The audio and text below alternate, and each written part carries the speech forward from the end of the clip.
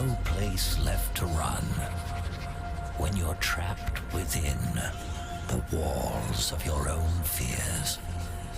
Just get lost in the sound and welcome to my hideout.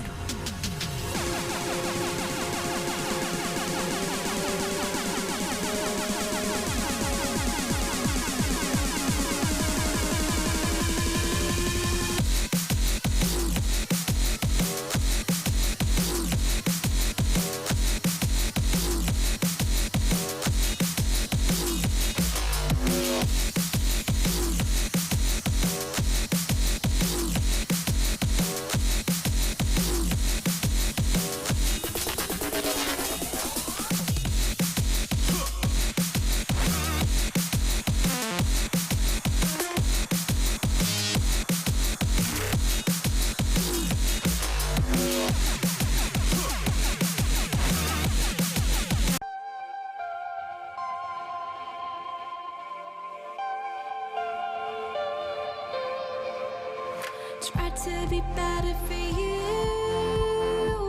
when I should have tried for myself. Wanted to give you the moon when all you gave me was hell. I should have opened my eyes when you didn't see what you hide. Always been chasing a prize that meant nothing in the end. I'll never do that again. Oh, I'm never gonna change. I'm never gonna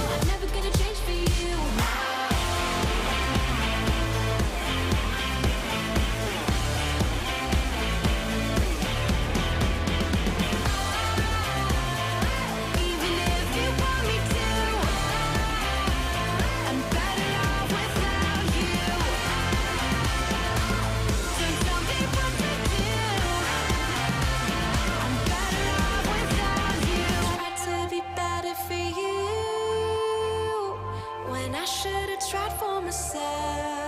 I'm never gonna change. I'm never gonna change. I'm never gonna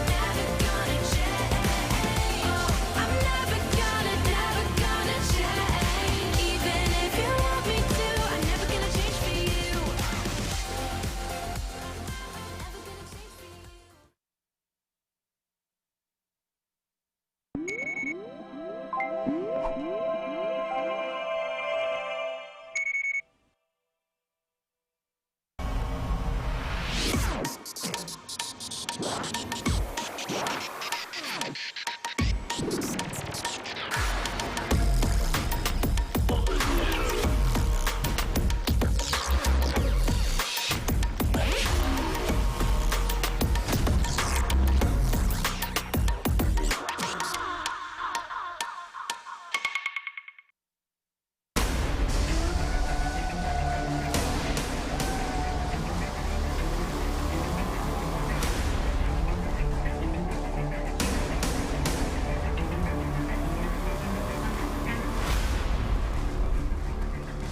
Welcome, everybody, to the ASL Team Battle Finals. It has been a long time coming, but here we are, Rapid. Only 2 teams remain.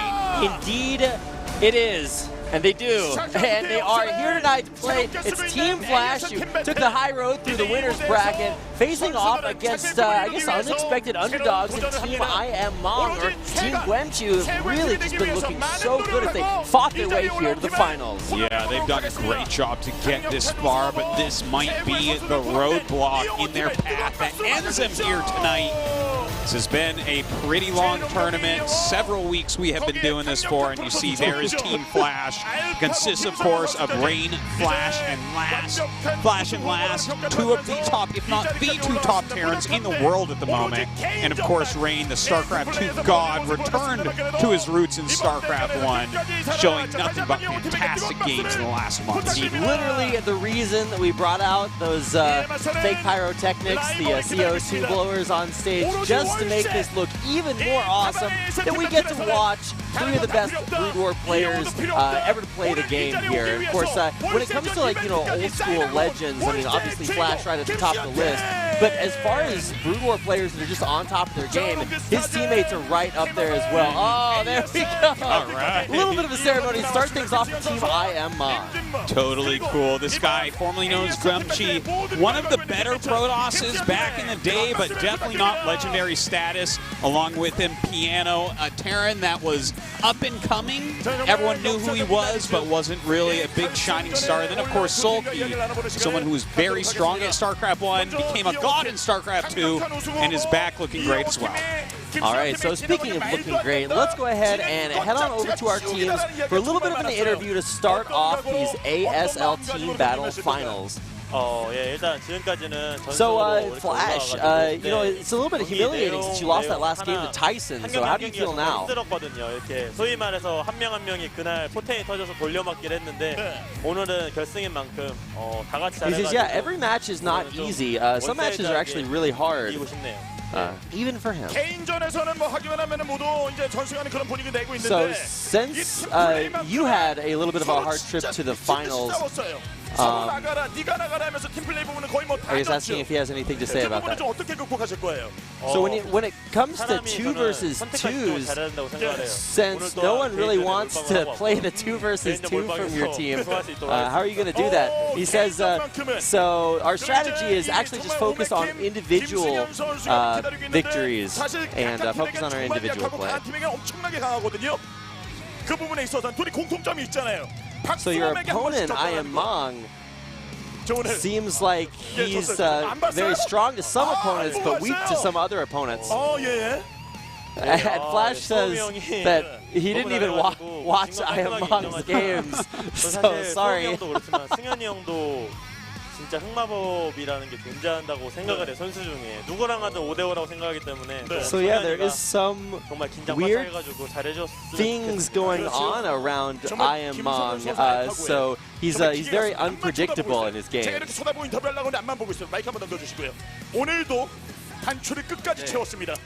ahead and pass the mic to Lex and hear what he has to say. 기계 그 자체 오늘 경기 어떻게 준비하셨어요?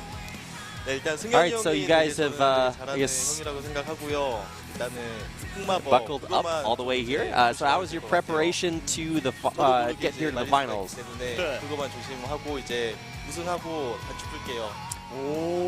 He says, yeah, as long as I avoid I am Mong, I think we have a very high chance to win. 뭔가 좀 약간 흔들림 자체가 없었거든요. 그럼 오늘 대결에서 김승현 선수가 변수라는 말씀이세요? 그래서 제가 이기면은 팀이 이길 것 같아요. 아, 그렇군요. 자, 그럼 이어서 정윤종 선수. 예, So you think I am Mong is the one that 떠오르고 있는데요. can make the big difference for his team? And he says, yeah, because he's very unpredictable, so he can make anything happen. 어떻게 평가하세요? 일단 올라올 줄 몰랐는데. So how do you evaluate your opponent's 우진팀이랑 games? 해가지고 좀 And Rain says, yeah, I never expect that we're going to make it to the finals, 오늘 팀폴은 좀 질 것 같고. but I feel a lot of relief now that we're here. 오, 그렇군요. 자, 이 팀풀만큼은 무적한답니다. So we don't care if we lose the 2 versus 2.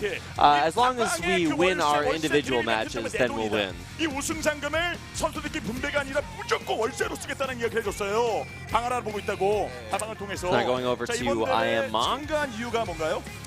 이번 대회. So he says, so are you going to use all the prize money for yourself, or are you going to share it with your teammates?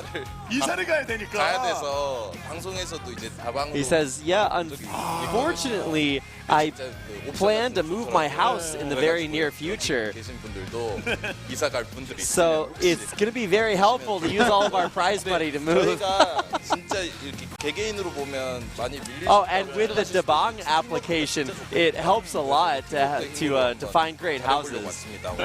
그러면 여기서 Nice 오늘 sellout there. 김진묵 선수 이야기 한번 들어볼게요.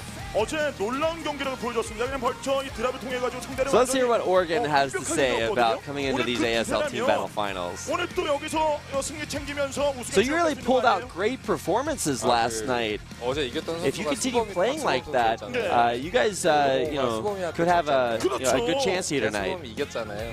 He says, 그러면 yeah, but Flash was defeated by Tyson, so I defeated Tyson, so that means that I'm better than Flash. 그렇게 믿고. I'm not sure that's how the transitive property works, Piano.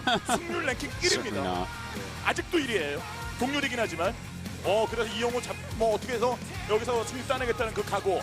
But so far, Tyson has the highest win rate in ASL Team Battle. 자, 오로지 다방 ASL 팀 배틀만. He says, yeah, if I win tonight, it's going to be close. So now over to Sulky saying that you guys always win the team battles. Do you guys have any specific reason that you focus so much on team battles? 예. 좀 아쉽네요.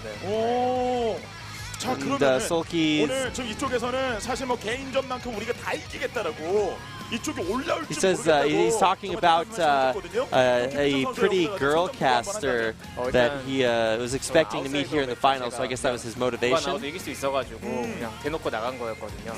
그래서 저희 팀이 이제 팀플은 무조건 이길 거고 형들 둘 중에 한 명만 이기면은 3대1 이길 수 Sulky 있거든요. kind of expecting that they're going to win the 2 versus 2. 둘은 2승씩을 했는데 김승현이 다 지고 그래도 팀이 이겼잖아요. 그러면 오늘 만약에 Because 김승현이 their opponents is Flash, who is the worst at the 2v2s. So Sulky's still thinking that they have a high chance to win. 지면은 애결 가겠죠. 자, 그러면 이제 마지막으로 말씀을 또 여기서 이제 김승현 선수가 팀원들이 So he's expecting that maybe it's a 3-1 victory, but if they go to the ace match, it's okay too. 결승전이다 보니까 약간 긴장해서. See our final words from I am Mong. 하는 것 같고. And he says, yeah, we're a little nervous just because it's the finals and these are very important matches. So we're kind of just, making jokes amongst ourselves to get rid of our nervousness. 충분히 우승할 수 있을 것 같습니다. 네. 자, 이렇게 He says, yeah, we're still thinking that we have a chance to win, 결과 기다리고 있을까요? even if it's a small one. So please cheer for us. And with that, without further ado, let's go ahead and start our team finals. But before that, let's go ahead and shake hands and get ready to watch a video about tonight's ASL finals.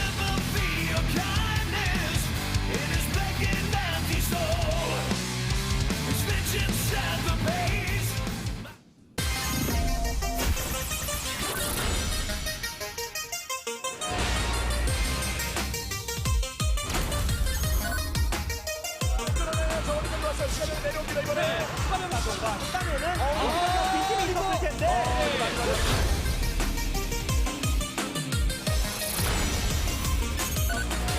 제가 그 얘기를 해야 될 것 같아요. 자, 걸어요. 기계적인 어떤 탱크와 벌처의 위치인데 아래쪽에 돌아오는 병력들이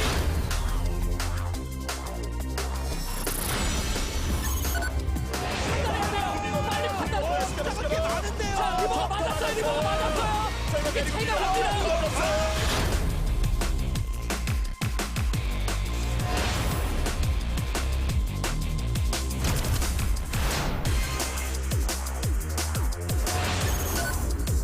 뒤쪽으로 잘 빠져 있었고 들어와서 싸우는데요. 탱크가 4수밖에 없으니까 눈에 보이는 선수는 그냥 전파로 해주세요.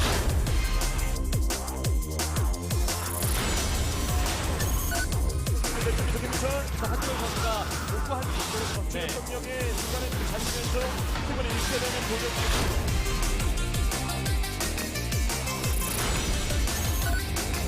공격이 흩어져 있는 상황 좀 많이 휘둘릴 수가 있는데 여기서 화력이 큰 거를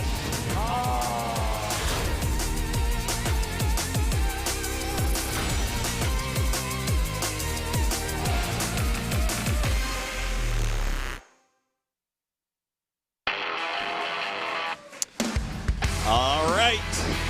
Here we have it. It is about to begin, folks. We have a different map order for tonight. And some very interesting matches. I think that a lot of them can go either way. Well, the first two matches definitely could, right? The Oregon versus Flash one, I'm having a hard time believing Oregon can take that down.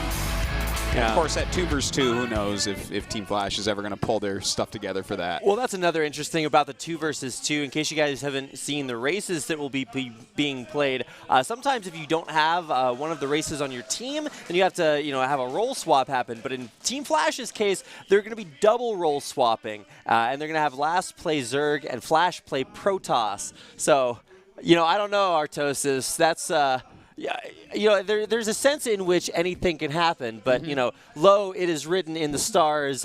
Double race swapping is not the path to victory, or certainly the path less traveled. We will see, because Oregon and Sulky are just on fire as far as 2 versus 2 goes. I loved their match yesterday with that bunker, that wall that they made in the middle of the map. It was like totally cool. Definitely check out the 2 versus 2s from this tournament if you haven't yet. If you're just tuning in for the finals. Thank you and welcome, by the way, of course. That's very true. Brood War, so much fun. And, I mean, tonight, this has been like a nice, fun little tournament, this team battle, right? We've had it for several weeks now, and a lot of, like, fun, different teams. But, well, the most hardcore team, Flash's team, is here in the finals. I Am Mong, that team getting through is actually a big surprise. Definitely expected either Best's team or Bisu's team. Me, personally, I was looking at the teams. I'm like, okay, one of those two is going to face Flash in the finals. Flash is going to win. And that's just not the case. So a lot of upsets, a lot of great games. And here you can see exactly how our teams went on their road here to the finals. Team Flash, really, I guess for me, took the easier way here. Only had to win 3 series. Although he did beat Bisu in a pretty sick reverse all-kill, or I guess reverse sweep, to make it into the finals in that upper bracket. Of course, sent Bisu down to the lower bracket, where I Am Mong's team was actually able to take him out at the last second to qualify here for the finals just yesterday. Yeah, a lot of crazy things happening there. Last almost single-handedly won that match for them. Was definitely a fun one.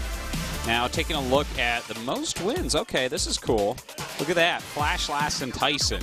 The real killers here.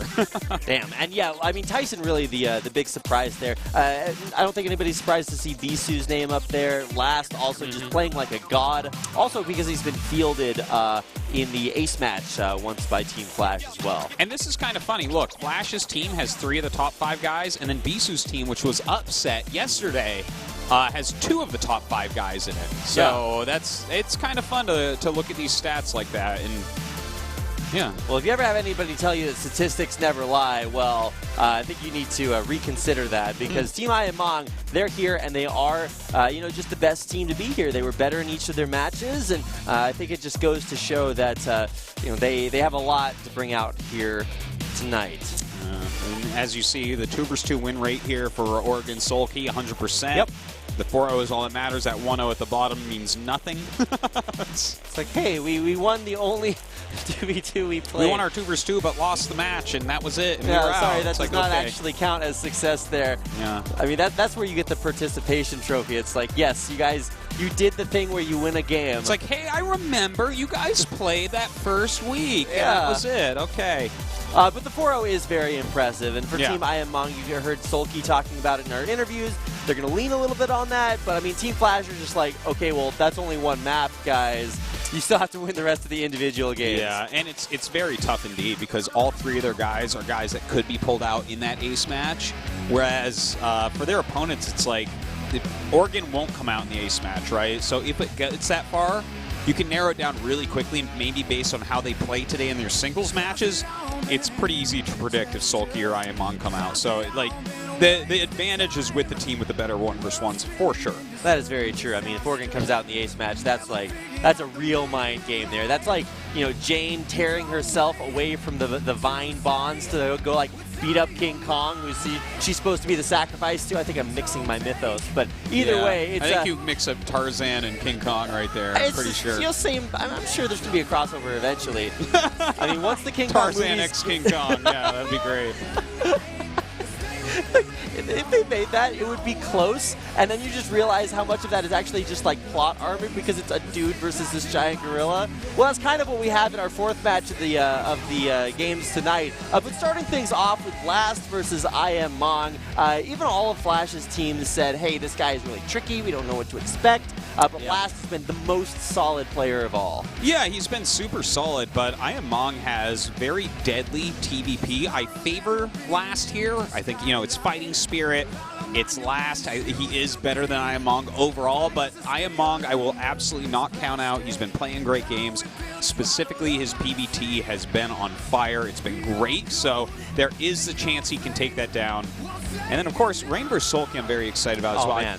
Like, Rain's PVZ is astronomically good, but I have personally been in love with Sulky's ZVP. I love the way that he's been playing it. He hasn't won all his matches, but the kid has flair for that matchup. Well, he's also coming out on the map Outsider, which is a very air-centric map and very Zerg favored. So, man, Sulky is just going to get everything he needs to possibly win his game and maybe even take us to an ace match if they're able to lock down the 2v2 as well. So, I mean, you can see the win rates and the statistics here, and those are very small sample sizes just because it only considers the ASL team battle. But overall, just generally showing that Team Flash are just full of monsters. Yes, indeed. It is such a scary lineup of players. It's like Flash won ASL, Last predicted to do well in every ASL, and has done reasonably well. And then, of course, Rain is just like a baller monster. You can see kind of like, these are pretty accurate, I would say, these little Dabang pentagons. There we go. Yeah, see that? I got that first try today. So smart. Yeah, 94 versus 77. Yikes. Yeah, 3 exclamation marks versus 1 exclamation mark. That's like, I'm pretty sure if we had like a 22 score, it would still have at least 1 exclamation mark. But you got to go way up there to get all 3. 22. So What, it's like you guys have literally what would never the word won a say game. be though? 22? It's like, hey, you're trying. It's like, you tried. All right, well, let's try to get into our first game of the night, Artosis. It's the ASL Team Battle Grand Finals. I'm really excited to be witnessing this tonight. Starting off with Last representing Team Flash. They've made it all the way here. Last has been, I mean, Flash fielded Last over himself in the ace match. So that's going to give him a lot of respect. It was a good choice. Last was definitely playing a bit better than Flash that day. It felt like, at least. So we'll see if this guy can keep up his great streak of games that he's had recently. Is he going to be able to take out I Am Mong? But this is a place where if I Am Mong wins this, the match is busted so far open they could even 3-0 from there. That's a real possibility. So there's definitely some pressure on Mong, especially considering if we hit that ace match, he's probably the best choice to put out. So if he loses the first game, and he was already kind of the best choice to put out, that does not look good if they make it the ace. So definitely pressure on this guy. Yeah, I mean, he is the team captain. He's got his name all over everything, so he does definitely need to represent here. And, I mean, every win does really count, especially in the individual games for Team I Am Mong. I mean, Last has already taken out Bisu to complete the reverse sweep and take Flash's team here to the grand finals. And I mean, I don't think people would put Bisu, below Ayamong, certainly. No. So, really great TVP showing here from last. And we'll get a chance to see if it's good enough as we get into our first game of the ASL Team Battle Finals.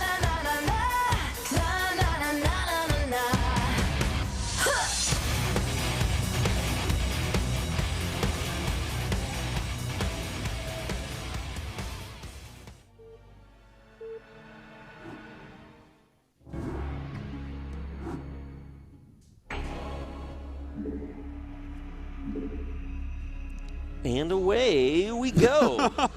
On to Fighting Spirit in the red. The Terran player representing Team Flash. This is last. Oh, man. Hands off left. Purple Protoss, captain of his team, Ayamong. All right, so Protoss formerly known as Sieg Yumchi. That is very true. Name change is also kind of cool. I was casting his games with Wolf, who, because he actually just knows like every little tidbit of history, like I don't know what Google fu you do to find out that he took a break from StarCraft, from Brood War, even from streaming. Took a year and went to India, and there he kind of found himself. He said he was on like a journey of discovery, and then he comes back, changes his name, and now all of a sudden he's here in the ASL Team Battle Grand Finals. Yeah. So. Usually I like to call players by the name that they were most famously known as. But I mean, when you go through such a drastic transformation, which apparently he said it was in the interview, I guess I'm all for reinventing yourself if you really just need that new start. Well, it is super cool that he's done such a thing, because he definitely is really laid back and chill, and putting out overall a more steady and high quality set of games than he ever really did as a pro back in the day. So I kind of appreciate that. All right, so Barracks on the low ground beside the main ramp, and Gas now coming up here for Ayamong. We've seen him do a couple of DT rushes over the course of this tournament. Only one of them was versus Terran, so we don't know exactly if that's what's going to come out. Well, it's kind of interesting, because Last really likes to do gasless command center, and that's probably what he's going to do here, because he does have that Barracks on the low ground, and of course we don't see a gas yet, so that would only line up, right? And a good build against that can be ranged Dragoons. Okay. You and I were actually casting recently where, was it Bisu doing it, I think, where it's like he got the 6 with range, and then bam, you step in and you go for that bunker kill, and you pick off all the SCVs, one volley, one volley, one volley. Yeah, and eventually, when they don't have the right number of SCVs there, you kill the bunker and you can win the game off that. So that could be what Ayamong is going for. If you just study the way that Last likes to play this matchup, I think it's solid to just open blindly with that. But I don't know if that's what he's going to do. We'll see. Well, we do have Cybercore down, have yet to really ascertain the full tech path that Mong is going for. But Last is going to be on a very, he's not the slowest scout pattern to find out where Mong is, because now he is scouting cross map, and will be able to get in there and finally see what's coming his way. Yeah, and this makes a lot of sense as well. He wants to know if Mong is close because of the build order he's chosen, and it's somewhat weakness to what I was talking about before. Now, look, he is getting super fast range. This is good by Mong. I think he's planned this out already ahead of time, knowing the way that Last likes to play. But Last SCV gets in. The Zealot had already left, so he didn't get to block the scout. And seeing that range is up, going so fast here, is definitely an important scout for Last. Yeah, I mean, I guess there is a sense in which you don't know exactly when that range upgrade was started, but even just seeing it spinning is going to tip him off. And there's already the bunker completed at the front door. Zealot actually going to try to run by with the probe. That's kind of cool. He's going to keep him a little bit busy with this. I don't expect it to do a whole lot of damage, but the Sim City is not set up to micro Marines, so there's going to have to be a lot of SCV dancing to deal with this little rush. Yeah, I don't actually think you can fit a Marine between that supply depot and the command center. No. So actually getting the Zealot right on top of the Marine, but damn, that was precise. That was a man, good kill. Last just knows. I thought for sure he was going to at least get a Marine kill yeah, there. But it looked like it to me as well. I thought for sure he was going to get one, but I mean, great job right there. Now the Dragoon's coming over. That range upgrade is going to be finishing up any moment now. I love that he actually runs right in, lets the shields get eaten up a little bit. That's fine. The probe's still trying to get something done. Wow, yeah, he got one hit off on the probe. I think he actually was... Oh, wow, he actually could have killed either one of those Marines. Yeah, he almost did. Damn. Now, this Nexus is reasonably fast, and he does have a decent amount of Dragoons over here, so he's at least going to force a lot of repairing going on, which is pretty neat. He tried to stall at the factory a little bit with that probe attack in SV. That didn't really work out as well, but this is kind of a nice middle of the road for Ayamong. He's not, like, throwing away all of his economic chances here by getting a super late Nexus, but he's still going to pressure this bunker quite heavily. All right, we'll see exactly what his decision is. He's stopping here at 3 Dragoons pressuring the front, so not really going to go for any of those super deep dives. And I'm actually curious to see if that 4th Dragoon walks all the way over there. Yeah, I think it will. You know, when you play against something like this, you know that they can't even have a Vulture out really right now. They have to rush to a siege tank. So he's going to be feeling pretty safe overall. He can just continue to rally, tech up as well. And eventually he can walk in to snipe SCVs, but it takes 2 volleys unless you have 6 Dragoons. So it's not really as effective as it would be otherwise. All right, so yeah, pressure continuing. Even though that bunker is getting low. Yeah, he actually probably should have had that 4th SCV repairing a little bit sooner. But he does have enough to repair it, and Ayamong hasn't illustrated that he's going to try to go for any crazy dives just yet.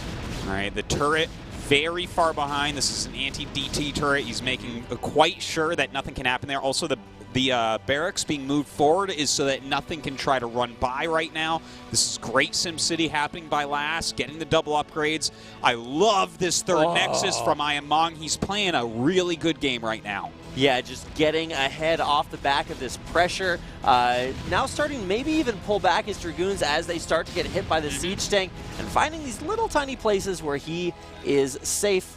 And he's like, okay, well, yes, you have siege take off now, time to pull back. This, like, even down to letting everything take maximum shield damage. Everything about the, I'm getting chills. Everything about the way that Ayamong is playing this game is beautiful. He is putting out a top quality PvT at the moment. Like, and the thing is, it's not like, I'm not going to say that he's ahead or something, but he's punished Last as much as he can while getting as much economy as he can for doing this. And now that he's pulling back with his Dragoons and getting observers, like, all he needs to do is really be on top of stopping Vulture harassment for a little bit and macroing up. Wow, so this is just really, really cool to see from Ayamong. Not overstaying, not trying to go for any crazy dives and just end the game right there. There is, he's putting a little respect on Last name and pulling back, and now all he has to do, like you said, is just stop these Vultures from getting a lot done. Okay, so they get up into this 3rd base, but there's only 1 probe there. This isn't necessarily the biggest deal because we should have an observer coming right down. Yep. Yeah, there it is. So he can clear out all these mines. He just needs to not be losing probes right now. This is really the main thing, and then he can get his macro going. His economy is going to get a little bit ahead of Last. Of course, Last did get a super fast first command center. Oh, no, that's not when you transfer the probes.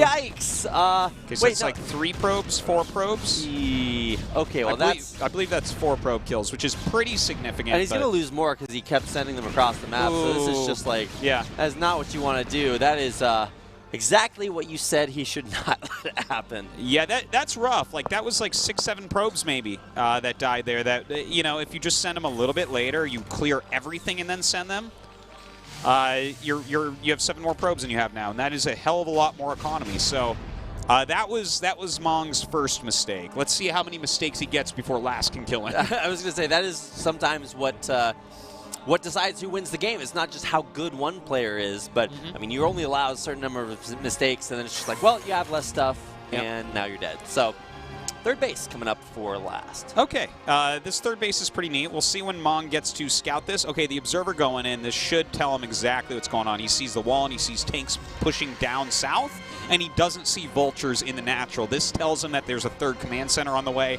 So good intel. Starts to push up here. Yeah, not going to be able to break up a ramp with just Dragoons, but he does have a shuttle out right now. Okay, so right now it's Maynarding over those the SCVs to the 3rd base. What is the reaction here? You've already tried to get an economic advantage there as Ayamong. Do you just, put down a 4th base? That really opens you up to those Vultures. Yeah, it's teching up is probably the better call right now. You have your 3rd quicker than your opponent. Yeah, you lost some probes, but because he's taking his 3rd right now, you can tech up to something like Arbiters and then take a 4th base. I think that grabbing that tech tree is important, though, because it's going to take a while to get those units out. Okay, well, we'll see what he opts to go for. It's the first time I have seen the observatory used in the wall-in for the natural there, but, I mean, it's out there. It's not like it's a secret. And yeah, here we go. The tech coming up for I Am Mom. He's got even got that probe stuck so that you can micro his mutas. Oh, wait. Okay, no, those are shields. Yeah, 7 HP. That's not the shuttle I want to ride in. No, certainly not. That's a scary one. Any turbulence and you're going down right there. So a few vultures getting out. These are kind of reconnaissance vultures. He doesn't really think he's going to get any damage done with them or anything like that. Just kind of scouting a bit, throwing some mines on. You know, if he gets any, great. Otherwise, if he can tell if there's any more bases, that's a ton of intel. And I did love that observer we just saw in the main base from Mong. Seeing even when the starport is added is a very powerful thing. Yeah, so really almost perfect information at this point, and stopping all of the vultures from really getting out there on the map. Usually, at least when we get to, like, 12, 13, 15 minutes, you're starting to see the Terran make these big minefields out on the map that, stop the Protoss from being able to be mobile, but there just aren't any out there. And look, he's going to start to push now. Now, this is kind of interesting because we haven't seen him go up to Arbiters. Instead, he's going up to Psystorm and Legs for Zealots while taking a 4th base with reasonable speed. And this gives him, this is going to give him, like, more units overall in Psystorm. So if Last does a quick push, like if he tries to move across the map too quickly, that's where Mong can win this game. If he plays it very slow from here, that is going to be where it's hard for Mong to really get anything done because he's kind of at this mid-level of tech. He has the splash damage in the form of Psystorm. He has a shuttle out to help maneuver those High Templars around, and if he gets the Psystorms off on clumped vultures and tanks that are trying to attack him too quickly, he can take a huge victory. Right. One of the things, and as we see Last move out here, one of the things Tasteless always says when I cast with him is Protoss, you kind of want to be like Zerg and expand around the map because it's just so cost inefficient to deal with these hard pushes from Terran. And one of the things you want to do as you expand across the map as Protoss is build a lot of gateways there so that then you can produce units from different angles and get nice sandwiches when the Terran tries to push out. But we haven't seen any of that right now, so it'll be interesting to see if just this frontal push is enough. Well, that Tasteless guy sounds as smart as he must be handsome because that's completely right. Like, you want to be able to flank things like this. But look, Lass is doing this fantastically. This was not an attack move. He's spreading his tanks carefully. He's building turrets. He's laying his mines. This is making it so that the Psystorm tech that he's gone up to is probably just not going to work out quite as well. He's not really giving an in where he has any sloppiness to this attack. So Mong going to start to rotate around. We'll see what he can get done. Yeah, I haven't counted gateways right now, but I don't even know if Mong has enough to spend off his 4 bases. He's going to try to stop at least the frontal part of this push. Keep Last back a little bit longer. There's a nice storm on a couple vultures, but I mean, these tanks are still up. Yeah, this push is so good. He killed 2 siege tanks for like 25 Zealots. That was like so efficient from Last. This push is a thing of beauty. I'm like really impressed by him. Mong having a tough time at the moment. Yeah, I mean, even if he does lose maybe his natural here, it's not the end of the game per se, but it's just such a devastating push. Vultures buffering up in the front line. Not a lot of Zealots here. A couple of DTs, but I don't even know if that's going to get him back into the game. Trying to drag the Dragoons through the minefield, but they just don't last long enough. This is a slaughtering right now. I don't feel like Mong played particularly poorly.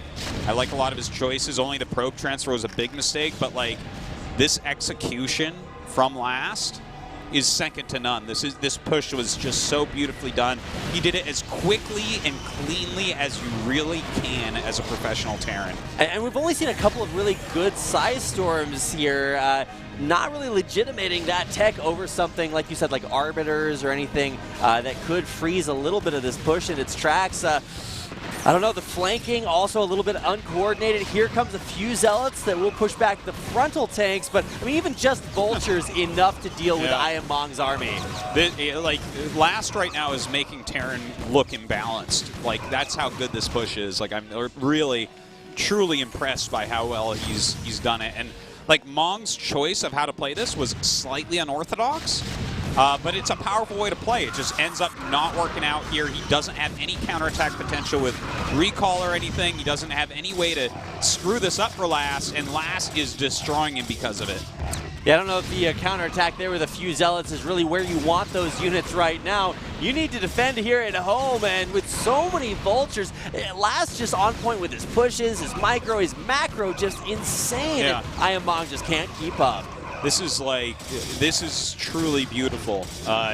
Like watching this game, this is not a lower level than a high-end Flash TVP, to be perfectly frank. Like, this is world-class Terran that we're watching. Just guys, sit there for a moment and take it in. This is like an amazing, amazing game out of Last.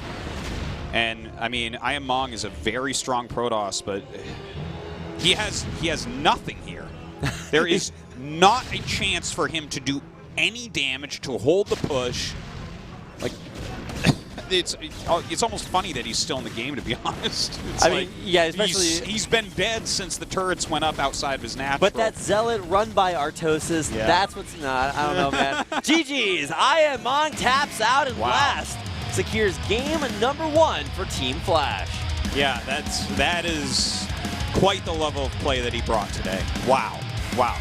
And Last just looking godly. His best game of ASL team battle so far. That was really a sight to behold. And not against a pushover opponent. Like you said, Ayamong really didn't, mess up per se. Yeah. Maybe the coordination of the trying to stop the push, but it was just so solid. The probe transfer was a bit off. In my opinion, when he saw that a third base was coming up, I think he should have gone to Arbiters and then taken a fourth.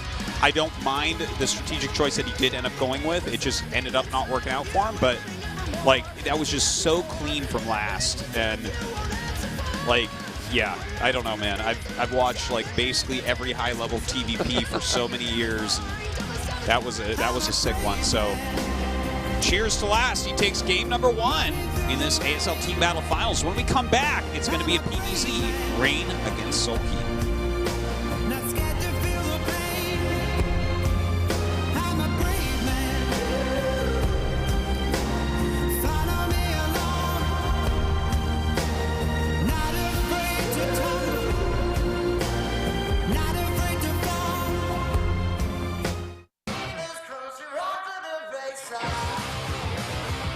지금까지 방구하러 가서 이런 나쁜 말 들어본 적 있어? 모두가 쉬쉬해온 방에 대한 나쁜 정보.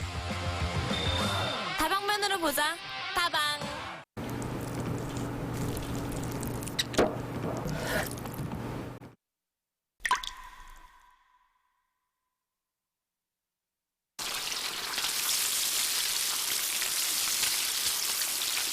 양이놈 장난이 없다 근데 진짜. 땅땅치기 신제품 매콤 찹쌀을 지금 탱탱하게 먹어보도록 하겠습니다. 먹어볼게요. 하면서 겉은 바삭하면서 매콤하면서 약간 맛있는 매운맛? 맵다가 아니고 매콤이에요 진짜로. 열심히 입 털고 맛있는 때 순간 나는 화북이다. 매콤 찹쌀. 네, 사랑해주세요.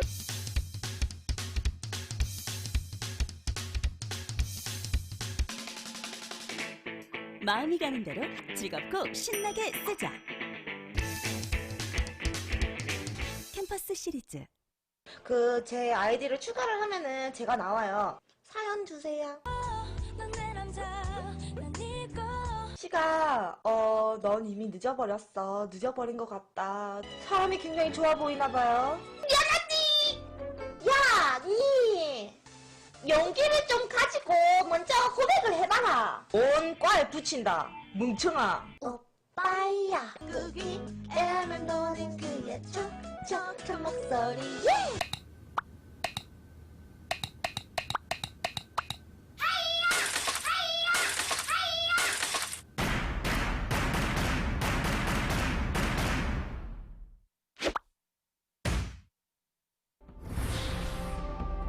빛의 힘을 보여드리죠. 반갑네. 얘들아, 힘을 빌려줘.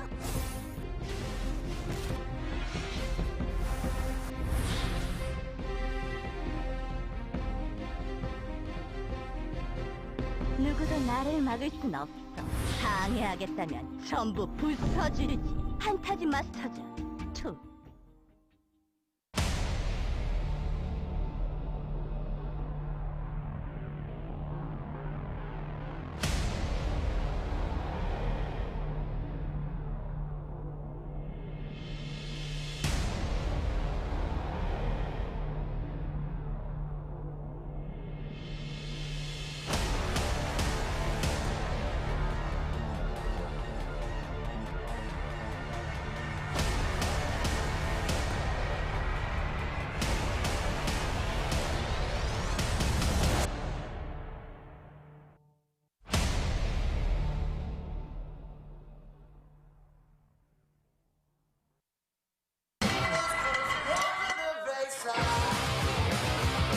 지금까지 방구하러 가서 나쁘다는 말 들어본 적 있어?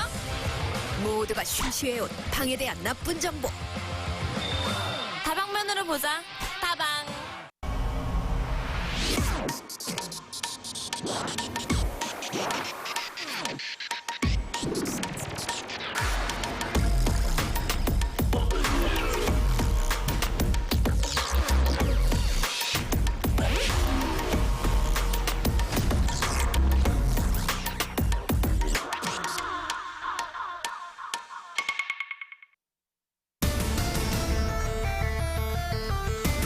Welcome back, everybody. Team Flash leading 1-0 over Team Iamong here in the ASL Team Battle final match. Just making it not look fair. An incredibly solid push out there after securing a third base.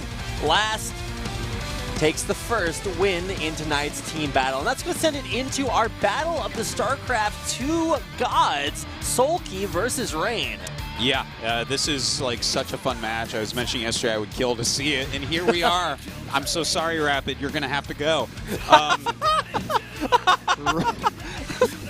Rain versus Sulky, man. Like, this is literally GSL Finals material, but here we are in ASL to see it. I love Rain's PVZ in StarCraft 1. I love Sulky's ZVP in StarCraft 1. They're both really fun, cool styles. And yeah, I mean, this is going to be great.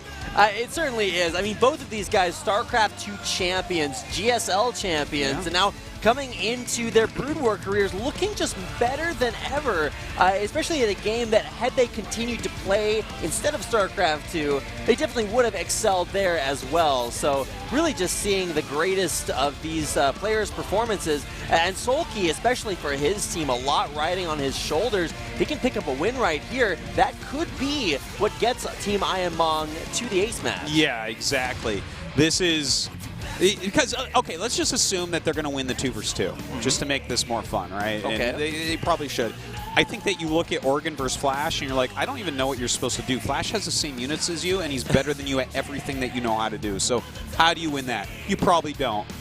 And they lost the first match. So it's like, okay, Sulky, win this. Maybe we go to ace match and we can maybe throw you out again or something, because I think Last will be coming out for the ace match after the game he put on in game 1. Yeah, well, I mean, Sulky looked fantastic yesterday in his games there, able to take out Sock and, of course, win the 2v2, where he looked spectacular. So, I mean, coming into today's games, sure, he has an uphill battle ahead of him, but it is a very Zerg-favored map. His Mutalist controllers look great, and those are very strong on Outsiders. So, the map pool, like you mentioned earlier, did move. So, Outsider has always been Sulky's map, and that's where he's playing today. Well, Rain definitely so good in this match. It's the CEO of it's our Freaka TV. Yeah, CEO Kevin. He is here, and he has brought with him free burgers for everyone in the audience. And Rapid as well. That is true. I did get my burger. It's sitting up here, but I can't eat it, Artosis. Yeah, you can. You can eat it. Go ahead. All right, I'm just going to flip my microphone off. Yeah, no. Yeah, well, keep it on so people at home can be jealous. They can hear you bite through that. God, it's delicious. That delicious burger. It is a Whopper. It's not a Mega Mac, but it's getting there. These games tonight are the real treat, though. Rain versus Sulky. No matter what game they're playing, this would be just as epic. They did face each other in, I think, the finals of a Hot 6 Cup a while ago, and I think Rain won that. Yeah, well, I'll watch these two play any game against each other. I don't care if it's DDR, You know, it could be Hearthstone, whatever, play man. Minesweeper against each other, and you're like, but that's a one-player game. Well, it's two-player when they play That would be fun, man. Sulky be moving so fast, and Rain would just turtle the map and put flags everywhere. Oh, jeez. All right. Yeah, give me some Minesweeper. Well, here we go. I'm going to give you StarCraft 1 instead. Game number 2. Which game is older is the real question. Okay, which game has better graphics? Pretty sure the graphics are like literally the same. Yeah, pretty much. Okay, well, here we go. Game number 2. Starting out here on Outsider. In the bottom right, our Protoss legend of StarCraft 2. Monster in StarCraft 1 as well. It's Rain. Caster as well for a while there. Yeah, he did cast for a bit. That's right. His opponent in the green as Zerg. This is Sulky, a legend in his own right. Yeah. It was after, what was it? After the ASL finals last season? I was having a couple beers with Rain. It was like, and it was when Protoss was doing very poorly in StarCraft 2. And I was like, Rain, man, I need you in StarCraft 2 right now. Show me how to beat these nerds. But he's having a good time playing some StarCraft 1 again, going back to the roots of his career. Never got to show his full skill in StarCraft 1 yet, but maybe that's incoming with the huge re-rise in StarCraft 1 in South Korea. Yeah, it's actually just been really cool. And it's been also cool to see players rise along with it. 2 prime examples here on your screens tonight. Rain does maybe have an uphill battle. We talked about the strength that Sulky has been illustrating, and while this is still a little bit early to see exactly which direction their builds are going to go, did already see a... oh, actually, no, we did not see a gas yet. Well, we see there is already some interesting stuff going on, right? Because there isn't any sort of wall. This is just a gate in the main base here for Rain. So, and the thing is, Outsider's a different, weird map. So we shouldn't be, like, super surprised, right? Like, he might just want to open gateway. Could possibly put on pressure with that, but you can always glitch a probe through something like that. Oh, my God, it's a 2-gate opening. Wow. This is super, super cool, guys. This is, like, the oldest build.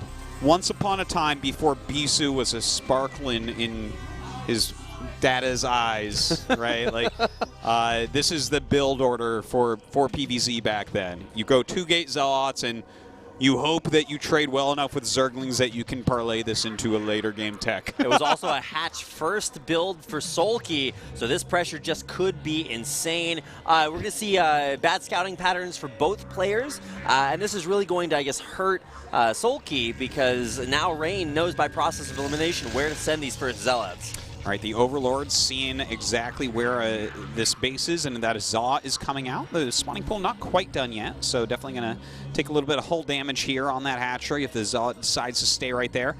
Very excited to see Rain try to pull this off. Such an old-style build. There is a gas that's been taken, so wouldn't be too surprised if we do see him go up into something like one-base Corsair, which is... Again, this is like kind of an old way to play. If he goes like one-base DT, I don't know what I'm going to do, man.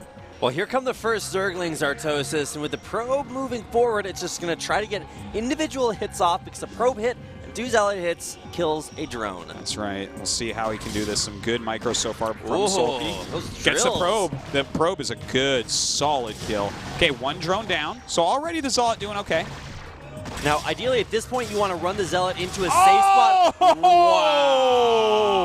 I can't believe that. That was a sloppy mistake from Sulky to lose that. He did not need to lose that drone, and the fact that he got 2, that's solid for your first Zealot. 2 drones immediately? Definitely, and that means that, I mean, early drones especially, are just so valuable because of what they represent. It's like, well, you have to spend extra larva in the future building drones instead. You can't spend those building either Zerglings or mutas if that's what you're teching to, and especially before you have like a macro hatch out, every single larva matters.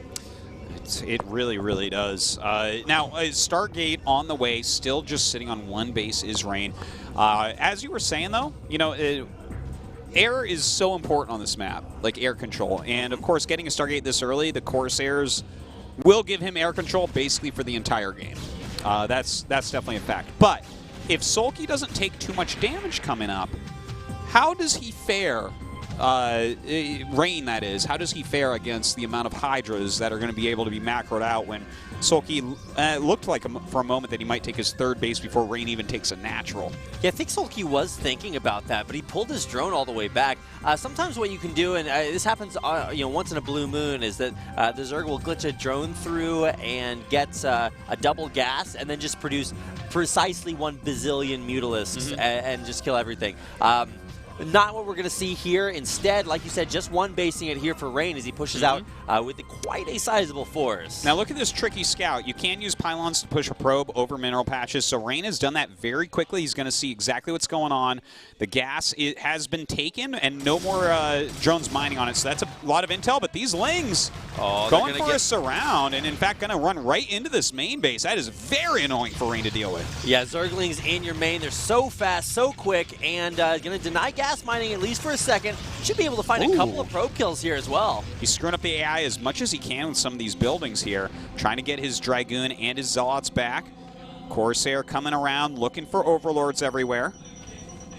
And in fact, oh, look at that. He's going to start harassing his Nexus. If he can force a cancel, like this is already the latest Nexus in the history of the world. Yeah, and it would have been a mineral-only Nexus as well, so no pylons on the low ground means it's basically impossible for Rain to be able to take his gas expansion down there, and even able to dish out some damage on the units as the Zerglings run right back on out. Wow. Yeah, so hard to actually end up catching those, to be honest, and Rain is so late on getting a base. Now, Sulky is taking his third, so this is a situation where if Sulky doesn't take any damage coming up, he can keep these Lings alive and keep Rain busy. He just gets at a huge advantage. And this is just so annoying to deal with. That's a lot of Zerglings, and that forces Rain to pull back his army. He has no pressure out of the map. There's the third base just now throwing down and trying to trap as much as he can. A couple of Dragoons in trouble. God. That Dragoon, one Zergling flanking it, making sure that it would die right there, and he couldn't micro it. Losing 2 Dragoons at this moment? That is so rough. I mean, Artosis, we talk about how important air control is. Turns out if you're good with ground units, it's also an useful talent to have. Well, I tell you what, to kill speed Zerglings in your base as a Protoss is so annoying. Oh my God, you have to be kidding me here. Hey, he gets a second cancel. Sulky is just ravaging Rain right now. This is not even close. I mean, this is where I just look dumb for hyping this guy up. Sulky, I feel like we've seen better games from Rain because we've also seen more games from him. Oh my God, if he picks off another Dragoon. Yeah, he's lost a lot of units at this point. Okay, Zealots are hold positioned on that ramp, so I guess Zerglings aren't going to get in for a bit. But the damage has truly been dealt. He's lost a ton of his Dragoons here. I mean, he's lost quite a few probes as well. Oh my God, he's even flanking with the Lings that were left over. My Zerglings don't move that way. No. Able to just sneak them right by those Zealots, and because of the way that the main and the 2 mineral-only naturals are located on this map, you actually just have so much just open space, even after you run by, to keep these Zerglings alive. And I mean, if he goes for another cancel on that Nexus, that'd just be absurd. Yeah, trying to get up here now, surrounding Dragoons once again. Oh my God. This is so funny. And he keeps making Dragoons as well, which is kind of interesting. He made just the single Corsair to scout around, I'm pretty sure, right? I believe he only made one. And of course, this is kind of gaslight the way he's trying to expand. So, the fact that he's trying to go Dragoons as a strategy and he's lost 3 already isn't that great, but Sulky doing a great job so far this game. Now, if I remember correctly, you need 4 Zerglings to deal more damage than Protoss buildings build, so he won't be able to stop that Nexus from going up a 3rd time. But he will still be running around with these Zerglings for at least a little bit longer. They're finally getting them cleaned up at the 8.5-minute mark, Artosis. Now, with the amount of Dragoons he's made, he has to get into splash damage. Dragoons cannot do it alone. I wonder if he wants to go into High Templars or he wants to go into Reavers. Reavers are kind of a classical unit with this older style that he's playing with, but it looks like he just wants to move out and attack, which I don't really blame him, right? This is a lot of Zerglings have been used on him. He's in kind of a rough spot. If he can get some counter damage done, that would really behoove him. All right, trying to trap this Dragoon on the ramp. You got to be kidding me. That Zerglings flank traps. How does that work? Welcome to Brood War. All right, Sunken to the front. Hydra's in front there as well. More and more pumping out from the 3 bases that Solki has procured. And with no Zealots in front to buffer, even these Dragoons are going to have a rough time. Yeah, he just doesn't really have that critical mass to be able to out-micro everything with that range. Getting forced back immediately here. Zerglings in his base, wrecking his stuff. I mean, there's no stuff. It's like, okay, well, stuff versus stuff. Some stuff beats no stuff, Artosis. Yeah. That's my expert opinion. I wrote a white paper on that in college. You can find it out there. There's GG, and Rain taps out Solki. Dominating. Dominating, absolutely. Great play from Solki. As you well predicted, Outsider, his map will remain his map. And he made that look like child's play. That was really as one-sided as game 1. Like, these games are really looking like that tonight. And really, when you look at the teams, the players who were, slotted up to play in this team battle, I really did not know what to expect out of Solki, certainly at the beginning. But he's proven himself over and over again in 2v2s, in 1v1s, he's picking up wins. And, man, even in the ace match, if it does come that way, that could really tip the scales. Alrighty, maybe he is able to do such a thing. The 2 vs. 2 going to be coming up next. That's going to be a lot of fun. Will Flash's team fall behind in this grand final match of the ASL team battle? We will see after this quick commercial break.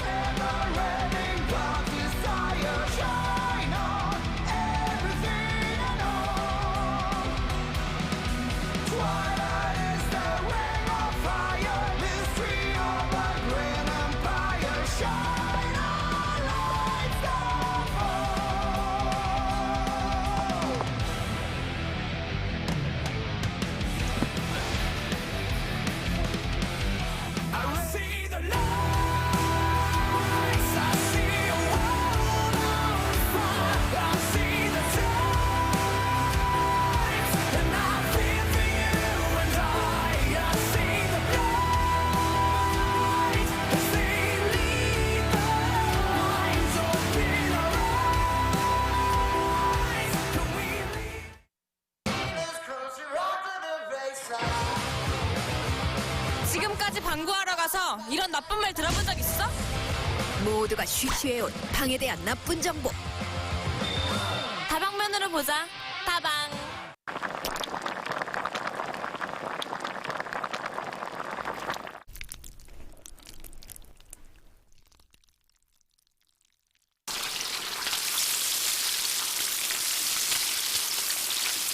한영으로 박대세입니다. 한영으로 박대세. 잠시만, 시청자 올라가는 소리가 들리네요. 다 삭제되기 때문에 오로라민 씨.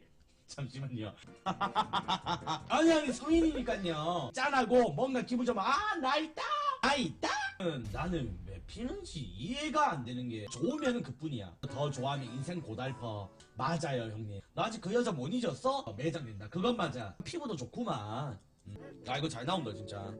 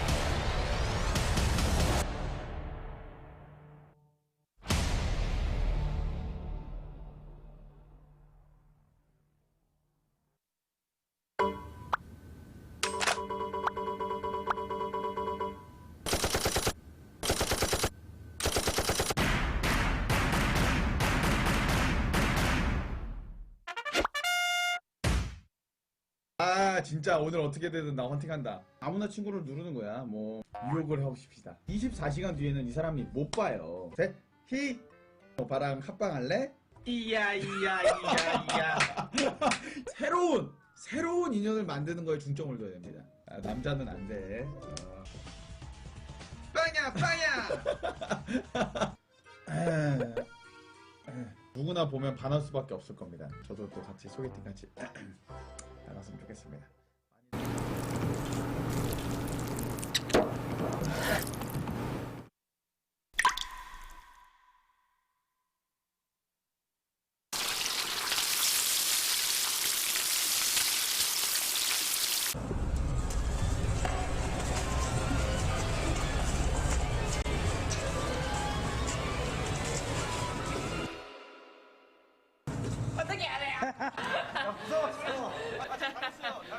다방 앱 사용자분들 안녕하세요. 새로운 광고로 인사드리는 혜리입니다. 반갑습니다.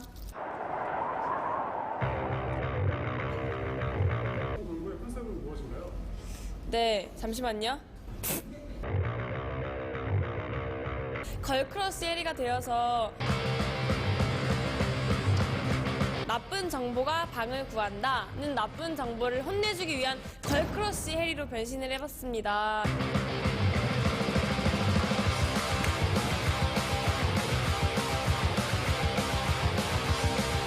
맞죠?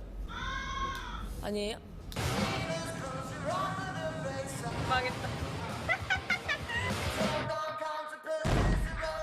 파격적인 변신이라고 할 수 있을 만큼 뭔가 새로운 컨셉을 계속 시도한다는 것 자체가 저에게 굉장히 재밌는 일이고 저에게도 도전인 것 같아요. 다방에게도 혜리에게도. 여기 또 다른 세상이네. 엄마, 아빠, 혜리만 모두야.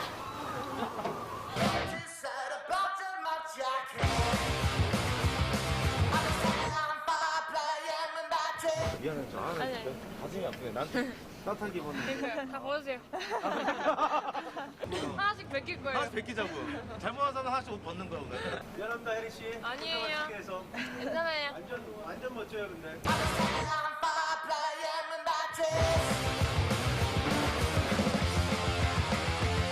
애완견인 호두가 있기 때문에 반려견을 같이 살 수 있는 그런 필터 기능이 있어요. 유용하게 쓰인 것 같고요. 다방에서 다방면 정보 시스템을 새로 만들었다고 해요. 여러 가지 방의 정보를 점수로 계산해서 여러분들에게 알려드리는 기능인데요. 제 방도 몇 점일지 궁금하네요. 높은 점수였으면 좋겠습니다. 네, 2017년이 됐는데요. 여러분들도 2017년에 좋은 일 항상 가득하셨으면 좋겠고 항상 건강하셨으면 좋겠습니다.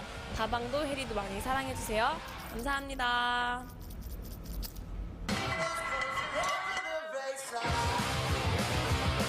지금까지 방구하러 가서 나쁘다는 말 들어본 적 있어?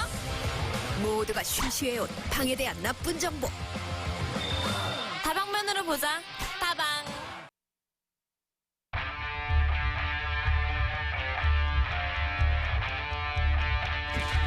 It is time, folks. The 2 vs. 2 is coming right up. Most exciting part, in my opinion, of ASL Team Battle. It's been a hell of a lot of fun. We're going to see Flash's team, possibly the worst 2 vs. 2 players ever to grace God's green earth, going up against the greatest 2 vs. 2 team in ASL Team Battle history. All right, well, Oregon and Sulky, those are the guys we're referring to. Absolute gods of 2v2. Even though there is a little bit of RNG, whether it's just where you spawn or where your opponents spawn on the map hunters, they have just rolled with the punches and come out with some really cool strategies. Yeah, yesterday's match was truly impressive. That wall they made, I absolutely did not foresee that coming, but these guys have great plans, so I am favoring them greatly in this match, despite the fact that Oregon is going Terran. Yeah, that is also true. The other thing is that we'll get a chance to see these guys who, while impressive on their own, this is like, when something, you add two things together and they're less than the sum of their parts. It's like anti-synergy. Yeah. Because if you look at the races they'll be playing, last, a Terran player is playing Zerg. And Flash, also a Terran player, is playing Protoss. It's funny, man, because they're both Terrans and they're basically two of the top 5 1 vs. 1ers in the world. But here they are and probably going to lose this 2v2. I don't know. We'll see, though. Like, I think that they have to have a really good idea of what they're going to do tonight. They can't just be going into this completely blind. Right. You know? I mean, certainly if they are able to win the 2v2, then that's almost just lights out for Team I Am Mong. Because, I mean, they really have relied throughout this tournament on having that sort of linchpin to go off of and get them even to ace matches when they need that to advance. Yeah, I mean, so if they lose here, Team I Am Mong is up 2-1, but then it's Oregon versus Flash, and that's like really tough. Yikes. And then the ace match. So no matter what happens here, it's kind of cool. Either Flash's team finally gets its 2v2 out of the gutter, or we likely go to an ace match, which is about as exciting as you can get in these team battles. Well, and even though it seems maybe a little bit, unbelievable to think that randomly Flash and company will just get magically good at 2v2 versus the team that's the best at 2v2. We did have a little bit of an upset. Yesterday, Piano looked super solid after looking really bad for the majority of team battle. See Rain there and I Am Mong on the bench kind of cheering on their opponents. I'll bet Rain is thinking like, literally, why am I on the bench? We sent Flash to play his off-race Protoss when I'm literal Protoss god. Well, so I don't know, man. I don't know. Indeed, it's a good question. Well, I guess we'll see, man, how it goes. Maybe Flash is feeling it right now with this Protoss. Maybe taking some responsibility for his team's 2v2s. Yeah, so you go up to Rain and you're like, man, I'm just feeling my Protoss today. Sorry, man. Well, the way the Rain has been, Rain hasn't been delivering that much that is for the team lately, so maybe Flash, especially after that game against Sulky, I saw him sitting next to Rain. Maybe he was like, why did I even draft you? Why are you on my team? You're not getting any of the money. What a terrible teammate. Yeah. Oh my goodness. That's like right when you like get into the piano to play your recital, your teacher comes up to you and it's like, by the way, I never thought you were very good. Now go out there and show them what you're made of. Yeah. You're just like, well, what am I supposed to do now? I don't know. I'm speaking from personal experience there. Through dark times, Artosis. Oh my, I'm so sorry. All right, well, we're about to get into our 2v2. I can laugh about it now, but at the time, it scarred me for life. At the time it scarred you for life, well, that means it still scars you today. Wow. Indeed it does, Artosis. I'm smiling through my tears. All right, guys. 2 versus 2 about to start. Spread the word. This is the end of ASL team battle. I don't even know if we're having more team battles this year. Maybe we are, maybe we aren't. No one's told me yet. So this could be your last chance to see a 2 versus 2 on Hunters at the pro level. You guys didn't just see Artosis wink at me, but here we go. 2 versus 2 coming up. Last and Flash against Sulky and Piano.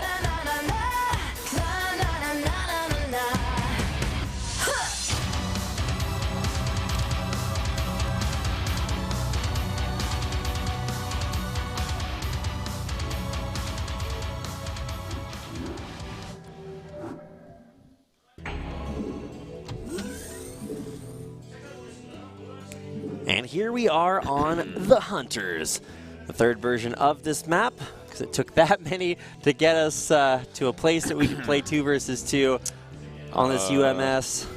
Yes. And here we go. Okay. So this is okay. So that on the right-hand side, that Zerg is going to be Flash's teammate, right? So that's going to be last in the yellow and Flash in the blue. Okay. And then Piano in the top right is Terran, and Sulky in the top left is Zerg. I believe that's what we're looking at right now.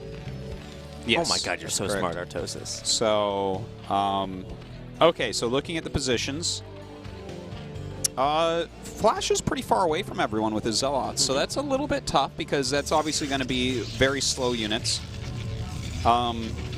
You know, I think you'd prefer to have your Zerg in the bottom left and then the Protoss in that right position, I believe. But we'll see how they do it and what their strategy is going to be. All right, a couple of things to talk about as far as spawn locations go. The base that, not Flash, but Last has spawned in It's so weird calling these guys their names when they're playing a different race. Yeah. But the base that Last has spawned in is just one base. It's about what you'd expect from any other map in the map pool. There's not really a natural. You just go like straight out. There's one path in and out. Whereas the upper left-hand corner base that Sulky has spawned in actually has a natural and then also joins to the base right below it, and then has an outlet that finally goes out into the map. So that's a lot of real estate if he does decide to either expand. We've seen a lot of Zergs go for an extra hatchery early on. Yeah. But first players need to find out where each other are. It's kind of interesting that neither Zerg this time is actually going to go for that extra hatch as well. They had a Pepe before that, and then it changed from feels bad man to feels good man. So it's like maybe the Pepe without Dabang, and then the Pepe with, I don't know.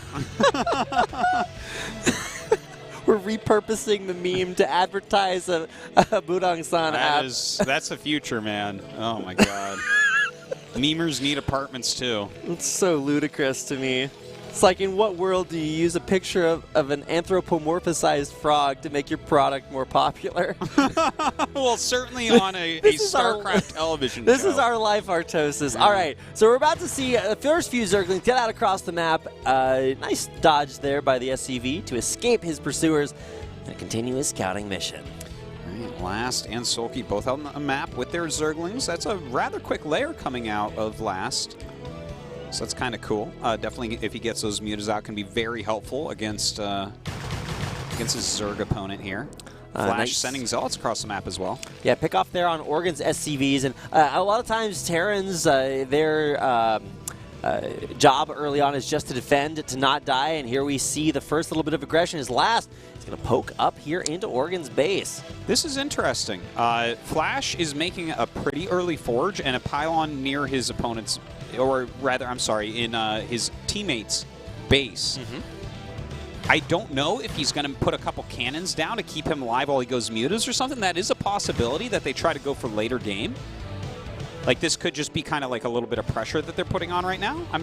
I don't know. Yeah, that looks like that is what it is. And I mean, the thing is, 2 cannons eats bio really hard. Like, it's okay against Zerglings, but it'll really eat something like Marines trying to come in. So that'll definitely protect him for a long time. Currently, it's a 2 versus 1 up against Sulky. His hatchery it's not yet completed, and he has a lot of enemy units in his base. There is one sunken and some decent Sim City, but I don't think he has enough.